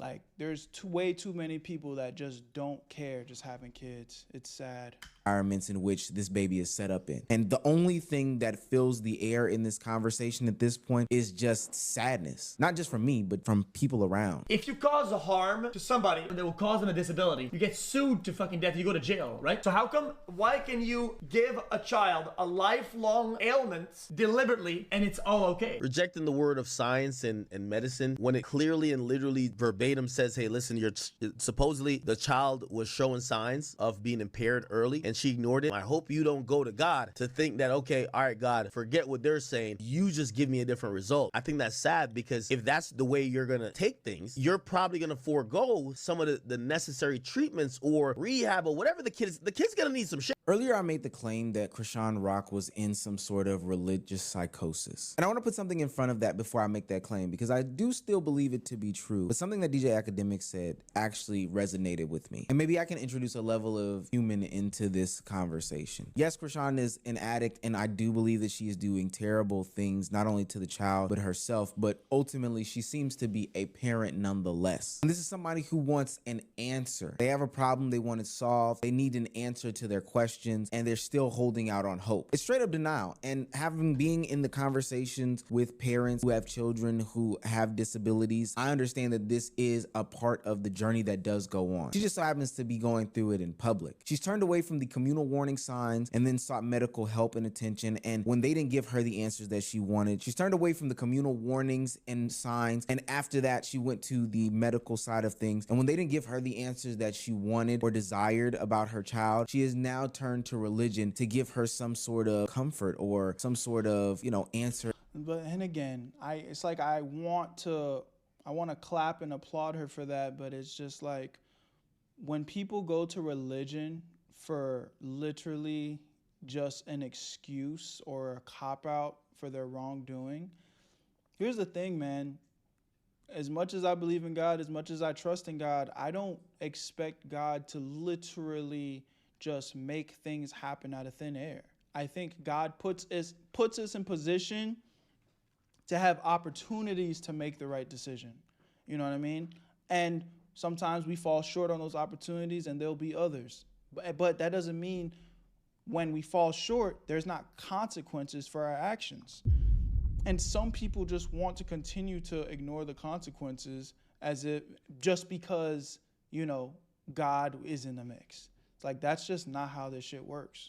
In the question. And I guess only until all of the answers line up and reveal that she is the problem, Krishan Rock will still be living the same life that she continues and wants to live. And at the end of the day, the only one that's going to suffer is the baby. The baby is suffering because there seems to be a continued pattern of addiction and abuse that they have to live in that ultimately will plague them for the rest of their natural born lives.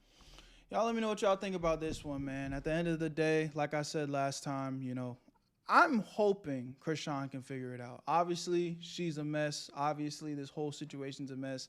But she is also the only one that can make a difference and, potentially get this kid as much help as he needs. So at this point, I'm actually rooting for her. I am rooting for her in the sense that, bro, she's this only child's hope because there's literally nobody else that can make a difference for this child. But y'all let me know what y'all think in the comment section. Love y'all. Appreciate y'all. My name's Berto. Where you at, family? Join the Twitch stream so you never miss a live reaction. I'm gone.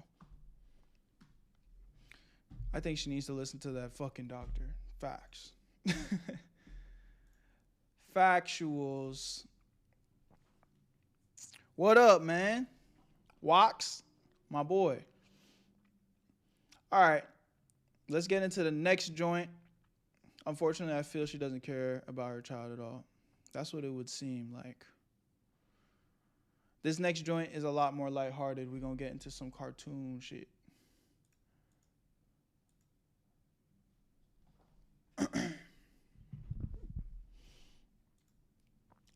It's a lot more lighthearted. We've been reacting to some heavy shit.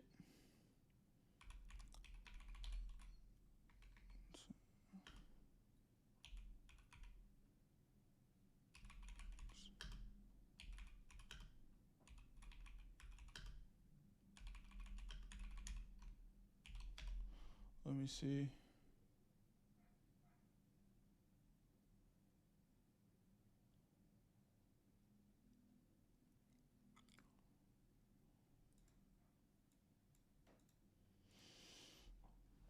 All right, I got it.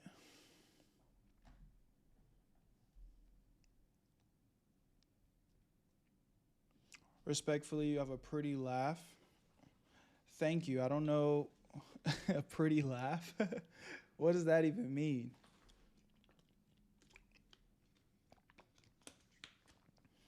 What's up, Ron Mom?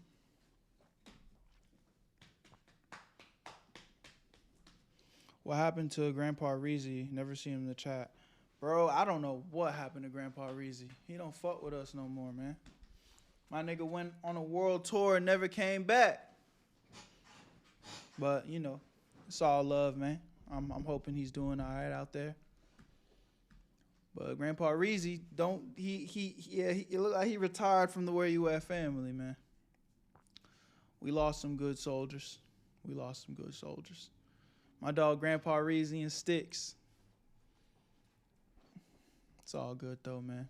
Always wishing everybody the best. What you been up to today? Slow day. Smooth little Saturday. Just woke up, got to it.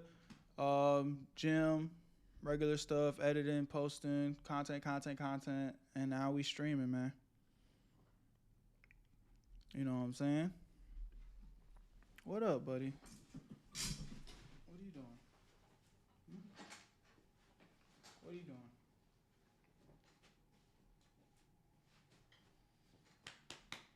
Chroma likes butt rubs.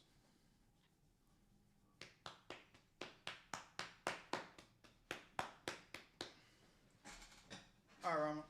I'm about to react to another vid, man. Berto, you got any consoles or PC? I'm streaming off my PC, and I also have a PS5. All right, spam up.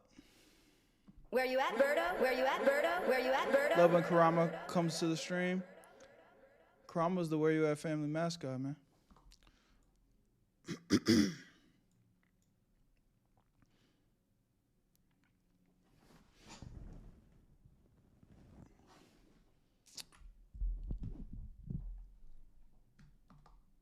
Cartoon Network's new series looks good.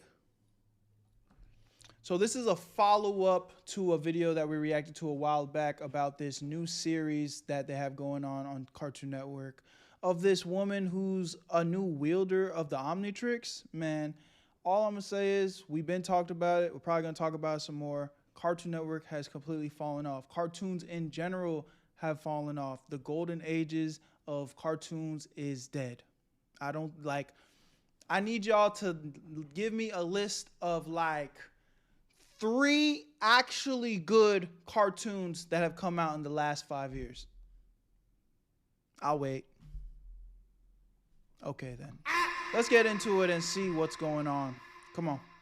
Announced that Cartoon Network would be getting yet another new series titled The Unfiltered World of Any Malu, which will be released on March 23rd and will follow the main character Total Drama Island did not come out in the last 5 years. Come on, man. Total Drama Island did not come out in the last 5 years, chat. No. That's not. We're not gonna do that. Cartoons for kids, not animated shows for adults. That's not true though. No, that's not true. We're not gonna do that either. Because when I was watching Cartoon Network, we had peak cartoons, bro. We had peak cartoons that as an adult, I would still watch today that were genuinely interesting. You know what I'm saying? Now it's just honestly brain rot and bullshit. Or just Malu, who is a former Omnitrix wielder and a friend of Ben Tennyson. So I guess in a way, this will actually be a Ben 10 spin-off series, which is pretty interesting. But now we actually have a trailer for the series in which we see Malu go on a bunch of adventures with her friends, but also in it, we see them make a bunch of references to other Cartoon Network shows, with this character obviously representing Mojo Jojo. Mojo Jojo was low-key goated from Powerpuff Girls. I ain't gonna lie. I just fucked with how he talked. Mojo Jojo. Mojo Jojo was low-key hard, bro. But I ain't gonna lie. I could not go out how he was going out. That nigga kept getting his ass beat by 3 little girls every episode. Couldn't be me. Weirdo. Joe from the Powerpuff Girls, Malu getting a sword thrown at her, which is just Finn's sword from Adventure Time, a picture of Darwin from The Amazing World of Gumball on this board, and then even a Spinel cameo from Steven Universe. But it also seems like Steven Universe is one that I slept on though. Did y'all watch Steven Universe? That's actually, I feel like my exit from like the cartoon world, the last thing that I really was tapped into was Adventure Time and Regular Show. Loved Adventure Time and Regular Show. Steven Universe, for some reason, just didn't captivate me. I slept on Gumball 2. But I do know that Gumball was pretty good. But I never watched it. Family Guy, oh yeah. That's now we're getting into peak, bro. Now we're just getting into peak conversation. So y'all are saying Steven Universe was peak? So here's the thing though. I can literally binge Regular Show right now and Adventure Time right now. Could you say the same for Steven Universe, chat? Could you say the same for Steven Universe? Like if at 29 years old, could I enjoy Steven Universe? Nah. Okay, then. So I don't feel like it. Maybe it was good at the time, but I'm talking about regular show and Adventure Time would be entertaining right now. That's a fact. Right or wrong? Tell me if I'm tripping.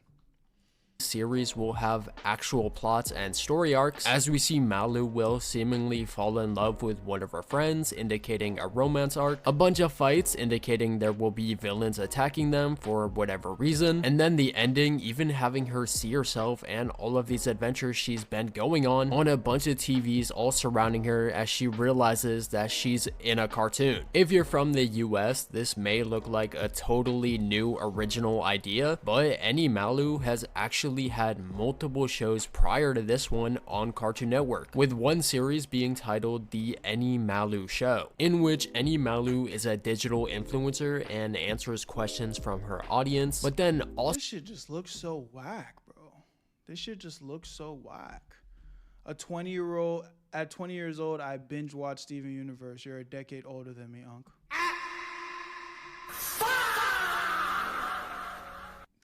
That's not the point. That is not the point. You know what I would love to do, though? This is on the BERTO Extra channel. I would love to start watching some Family Guy compilations. I would love to start watching some Family Guy compilations. Y'all let me know if y'all want me to start watching some Family Guy compilations, because I love Family Guy. I miss watching Family Guy, and Family Guy is peak television, bro. We definitely could start incorporating that into the streams, and I'll post it on BERTO Extra. Also holds a talk show where she interviews multiple Cartoon Network characters, from Ben 10 from the reboot to Darwin from The Amazing World. That's not our Ben 10, bro. This is not our Ben 10. Who the fuck is this? Who is this? Weirdo. This is not our Ben 10. Get this nigga off the screen. From the reboot to Darwin from The Amazing World of Gumball to the Powerpuff Girls to Lumpy Space Princess from Adventure Time, and even more characters, which just kind of makes it this insane Cartoon Network crossover show, which is just super cool. But then there's also another series titled The Surreal World of Any Malu, which is just more of an actual series as it follows Malu in her world and gives a look into her daily— Yo, somebody must be watching this, though. For them to make 3 different spin-off series off of this pink-haired girl, why is Cartoon Network doing this? Somebody has to be watching this. Bro, what the? Nah, though. This don't make no sense, because I've not heard about this show not one time. And you're telling me they're on the 3rd spin-off? I'm not that out of touch, bro. Again, I'm not sitting here watching cartoons every day, but, like, I'm on the internet chronically, nigga. I feel like I would have known about this. Hey, she don't got no cake. Lock in, brother. Life as she goes to school and films vlogs with her friends, all the whilst continuing to make references and or make parodies of other Cartoon Network shows, and knowing that she is in one herself. These shows are super interesting, but sadly they were only released in Brazil and not aired internationally, and so of course with that, this new series will also not be. This kind of sucks, as Cartoon Network really needs some new original shows right now, as they don't really have any besides Iyanu, and are only releasing revivals of their previously established IPs such as Adventure Time, Regular Show, Steven Universe, and Gumball. But now, despite there actually being new content for them to put on the table, they are making it exclusive to only certain viewers, and making it so the only way to watch it for their main audience is they either have to resort to piracy or just continue to deal with having nothing. Any Malu has been becoming extremely popular online, so hopefully one day this actually does get dubbed and air internationally, as it deserves to be. But anyways, with that said, that is going to be the end of the video. So consider dropping a like and subscribing to the channel, and I'll see y'all in the next one, whenever that is. Y'all let me know what y'all think about this in the comments, man. I feel like cartoons just don't hit the same no more, bruh. It genuinely sucks, man. Right now, everybody name their top 5 all-time cartoons. It doesn't necessarily have to be from Cartoon Network. Just top 5 all time. I'll start. I'm gonna go.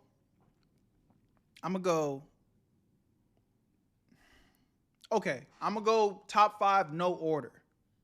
I'm gonna go top 5, no order, because if I go order, that's where it gets difficult. Ben 10, SpongeBob, but the original SpongeBob, not the new SpongeBob. Like, I feel like SpongeBob started getting weird after 2013. SpongeBob was kind of like, all right, bro, you're doing too much. We're not counting anime, so we're just doing strictly cartoon. Invincible. Little bit of new gen, but Invincible, pretty good, goddamn good cartoon.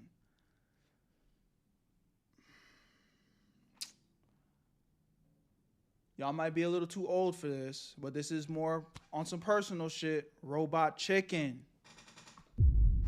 Robot Chicken. That was good television. That's childhood right there. And who am I gonna give my last spot to?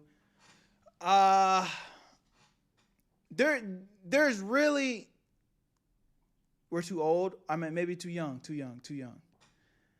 This really could go to so many different spots. Codename Kids Next Door. Oh, okay, you're right. Gotta give Codenames Kids Next Door. Codenames Kids Next Door. Tough. But honestly, bro, that was just off the dome. Like, I don't even think it's realistic that we can put all the cartoons in 5 spots. Like, there's just so many good ones. Justice League. Okay, let me start reading off some of y'all's. So, Spectacular Spider-Man, nice. Avatar, Ben 10, regular show. Solid. Teen Titans, Kids Next Door, Justice League Unlimited. Okay. Ed, Edd n Eddy, Hey Arnold. Ooh. Sleeper with Hey Arnold. I remember I put off Hey Arnold for a long time because I didn't like the art style for some reason. But one day I watched a Hey Arnold movie, and then I ended up starting to binge Hey Arnold. Okay. Put some Robot Chicken clips right now, Berto. I'm not going to do that, but we can start watching some Family Guy and Robot Chicken stuff on the channel, though. So y'all tap into the Twitch streams. Okay, Pecker said, Powerpuff Girls, Dexter's Laboratory, peak. Ed, Edd n Eddy, Courage the Cowardly Dog. Come on, man. Absolute peak. And Rugrats. That's childhood for sure. Rugrats for me, I fucked with Rugrats, but it was always more of just like background television for me. Like, oh, I can watch some Rugrats right now while I'm eating. And then as soon as I'm finished eating, whether I finish the episode or not, like, I'm off it. But still good television. Danny Phantom, yeah, we already got that. Kim Possible, of course. Grim Adventures of Billy and Mandy. See, and this is what I'm talking about. Like, Cartoon Network really used to have some of the goated cartoons, bruh. Grim Adventures of Billy and Mandy? What are we talking about? That's good television. That's good fucking television. Juke said, for me, it's Ben 10, Kim Possible, G.I. Joe, Renegades. That's good fucking television. Let's go. Okay. Justice League and Justice League Unlimited. Bro, how the fuck are we gonna say, like, yeah, the Justice League Unlimited was cool, but really? Let's talk about Batman animated, though. That was goated. Batman animated, just the original Batman animated series, like, whoa. That was like, I could binge that right now. Batman Beyond, that's also fire. All right, man. There's just too much There's just too much good content out there. But again, my whole point is, in the last 5 years, name me a cartoon that really has made an impact. In the last 5 years. Not 10, the last 5 years. Name a brand new cartoon that's come out in the last 5 years that we could say is like, oh no, that's one of them. It's all shit that it's all the old shit, bro. Teen Titans Go was okay.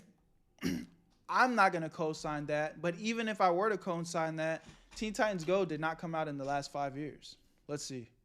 When did Teen Titans Go come out? Teen Titans Go first episode.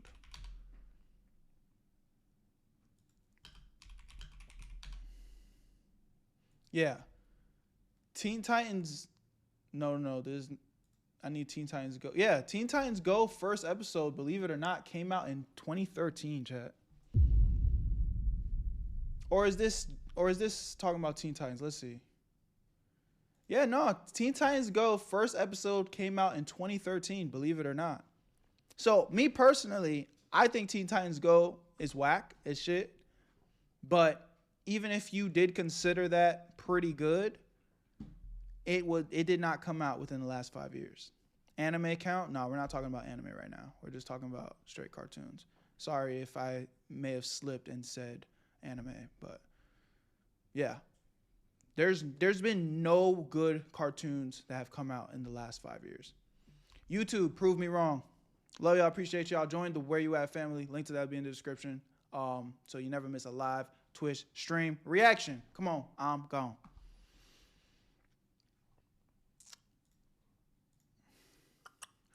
Cool. Nice little discussion. Probably Craig of the Creek. See, I never even heard of that. Yo, Berto, do you about Brother Kratz? I don't know what that is. I don't know what you're talking about.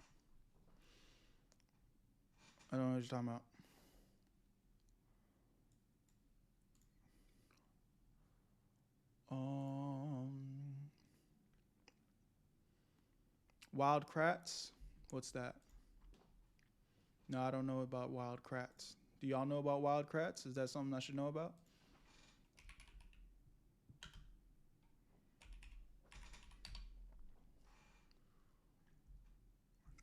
I just looked it up on YouTube. The fuck is this? This looks like some children shit. It's insanely good. Really? It's a YouTube channel. You know, we need to start watching some of these YouTube animations. Yo-Yo's been telling me that we need to start watching some of these. I don't know what it's called. Let me see. Yo-Yo. What's this shit called? It's not Yo-Yo. Yo-Yo's been telling me I need to watch this shit. Oh, it looked like he just dropped one. Y'all heard about this? The Amazing Digital Circus. Are y'all familiar with this, chat?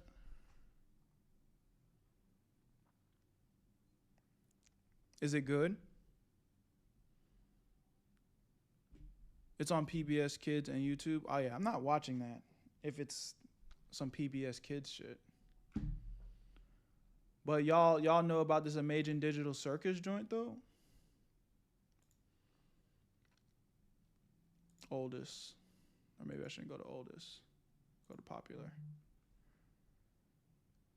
So they got a pilot right here. Oh my God. 412 million views. I don't know why that started there. I never watched this before. Maybe at some point on stream, y'all told me to check it out. It's good. Would y'all want me to start watching these?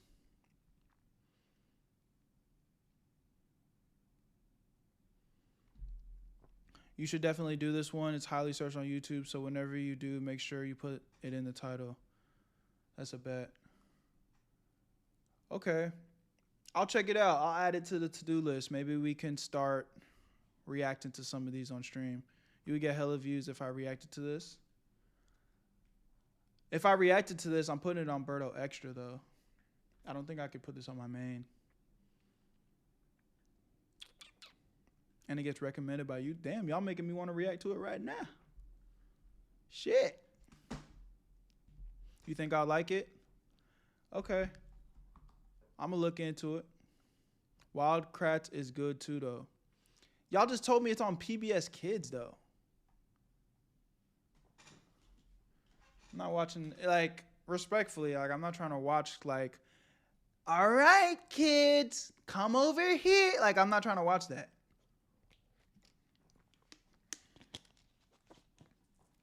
I'm going to tap in. I'm going to tap in for Sirski. Bro is sleeping on PBS. I'm not sleeping on PBS. I'm just thinking to myself, like, that is freaking, like, some shit I was watching when I was literally a child. Like, I don't, unless you telling me, like, it's appropriate for adults, like, you know what I'm saying? Ever heard of Kubo? Nah, what's that? Berto, how about Spider-Man 1994 cartoon? I actually watched that. I watched a lot of that because it was still airing on Disney for a while. I liked the old style Spider-Man.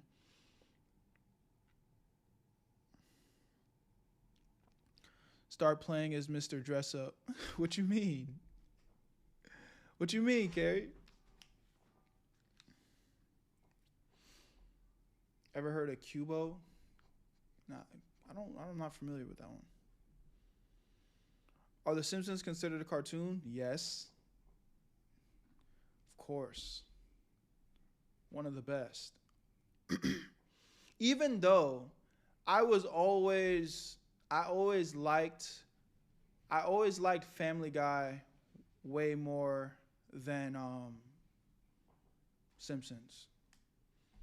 I don't know if that's a hot take, but I always enjoyed watching Family Guy way more than watching The Simpsons.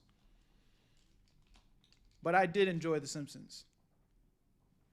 But I just remember growing up and being like, if it was to choose between the two, I'm picking Family Guy for sure.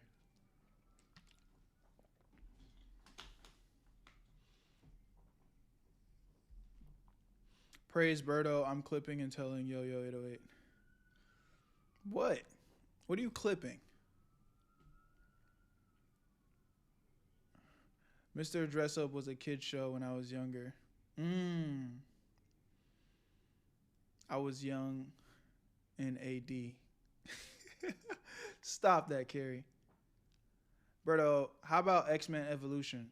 X-Men Evolution is good, and I watched the... Wait a minute, is X-Men... Because I watched the original X-Men, but are you talking about... Let me see something before I... Yeah, X-Men Evolution was dope, and I recently just watched the new, like, revamped version of X-Men that Disney Plus released, and I thought it was pretty good.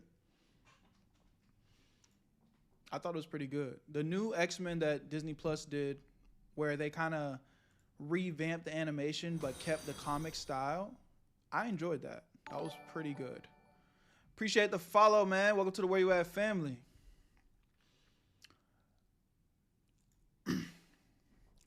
As always, y'all niggas never need to donate, but we did fall back under 100 on our subs.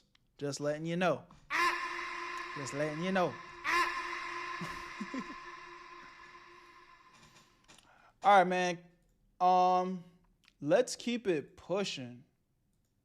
Hold on, we did pretty good today, chat. We had 8 vids queued up. How many did we do? 1, 2, 3, 4, 5. We only got 3 more. You think we can push through and get 3 more done? Yo, W Zaza with the 10 stream streak, my boy. Where you at, Berto? W Zaza in the chat. I need to see it. Everybody spam W Zaza in the chat. 10 piece on them.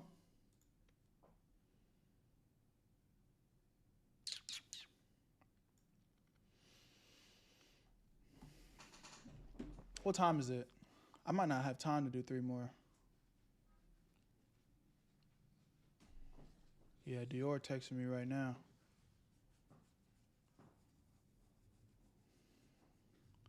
I might need to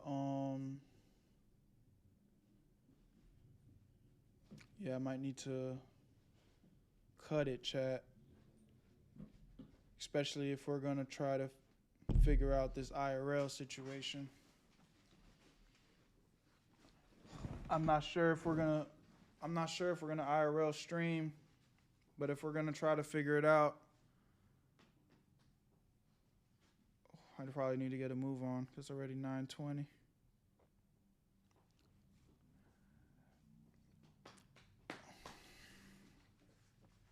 W stream, y'all. I'm gonna call it right now, actually, because yeah, it's getting late over here. All right, Rama, let me end the stream, buddy. Go sit down. Rama, go sit down. All right, y'all, man. So again, no promises, but I am going out with my boy tonight, and we're gonna try to see if we can get the IRL going, but I need to start figuring some stuff out to see if it's even possible.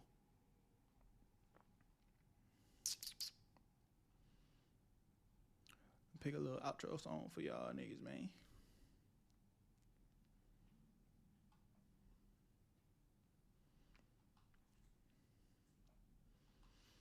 We need some new music, man. We need some good new music, bro. I'm tired of listening to the same old shit, bro. I'm tired of listening to the same old shit. Be honest, y'all excited for Drake's new album to drop? I feel like some of y'all be acting like y'all don't fuck with Drake, but let's be real. Y'all waiting for his album, bro. That nigga. So what? Y'all gonna really cap down and say you not excited for Drake's new album? So y'all not gonna listen then? So y'all not gonna listen and y'all not gonna be humming and singing along to none of them songs when they drop then? Okay. Y'all be capped down, bro. Y'all be capped down, bro. Y'all be so capped sometimes, bro. Whether you love him or hate him, bro, you can't deny the nigga got too many good songs, bro.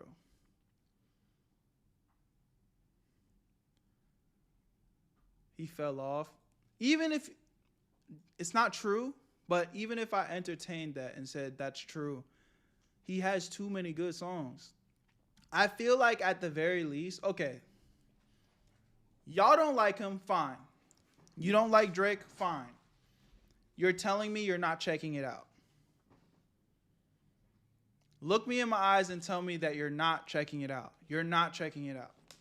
I just feel like that's gotta be a lie. You're lying to yourself. You're not checking it out when it drops. Trash, ill. I'm not, Berto.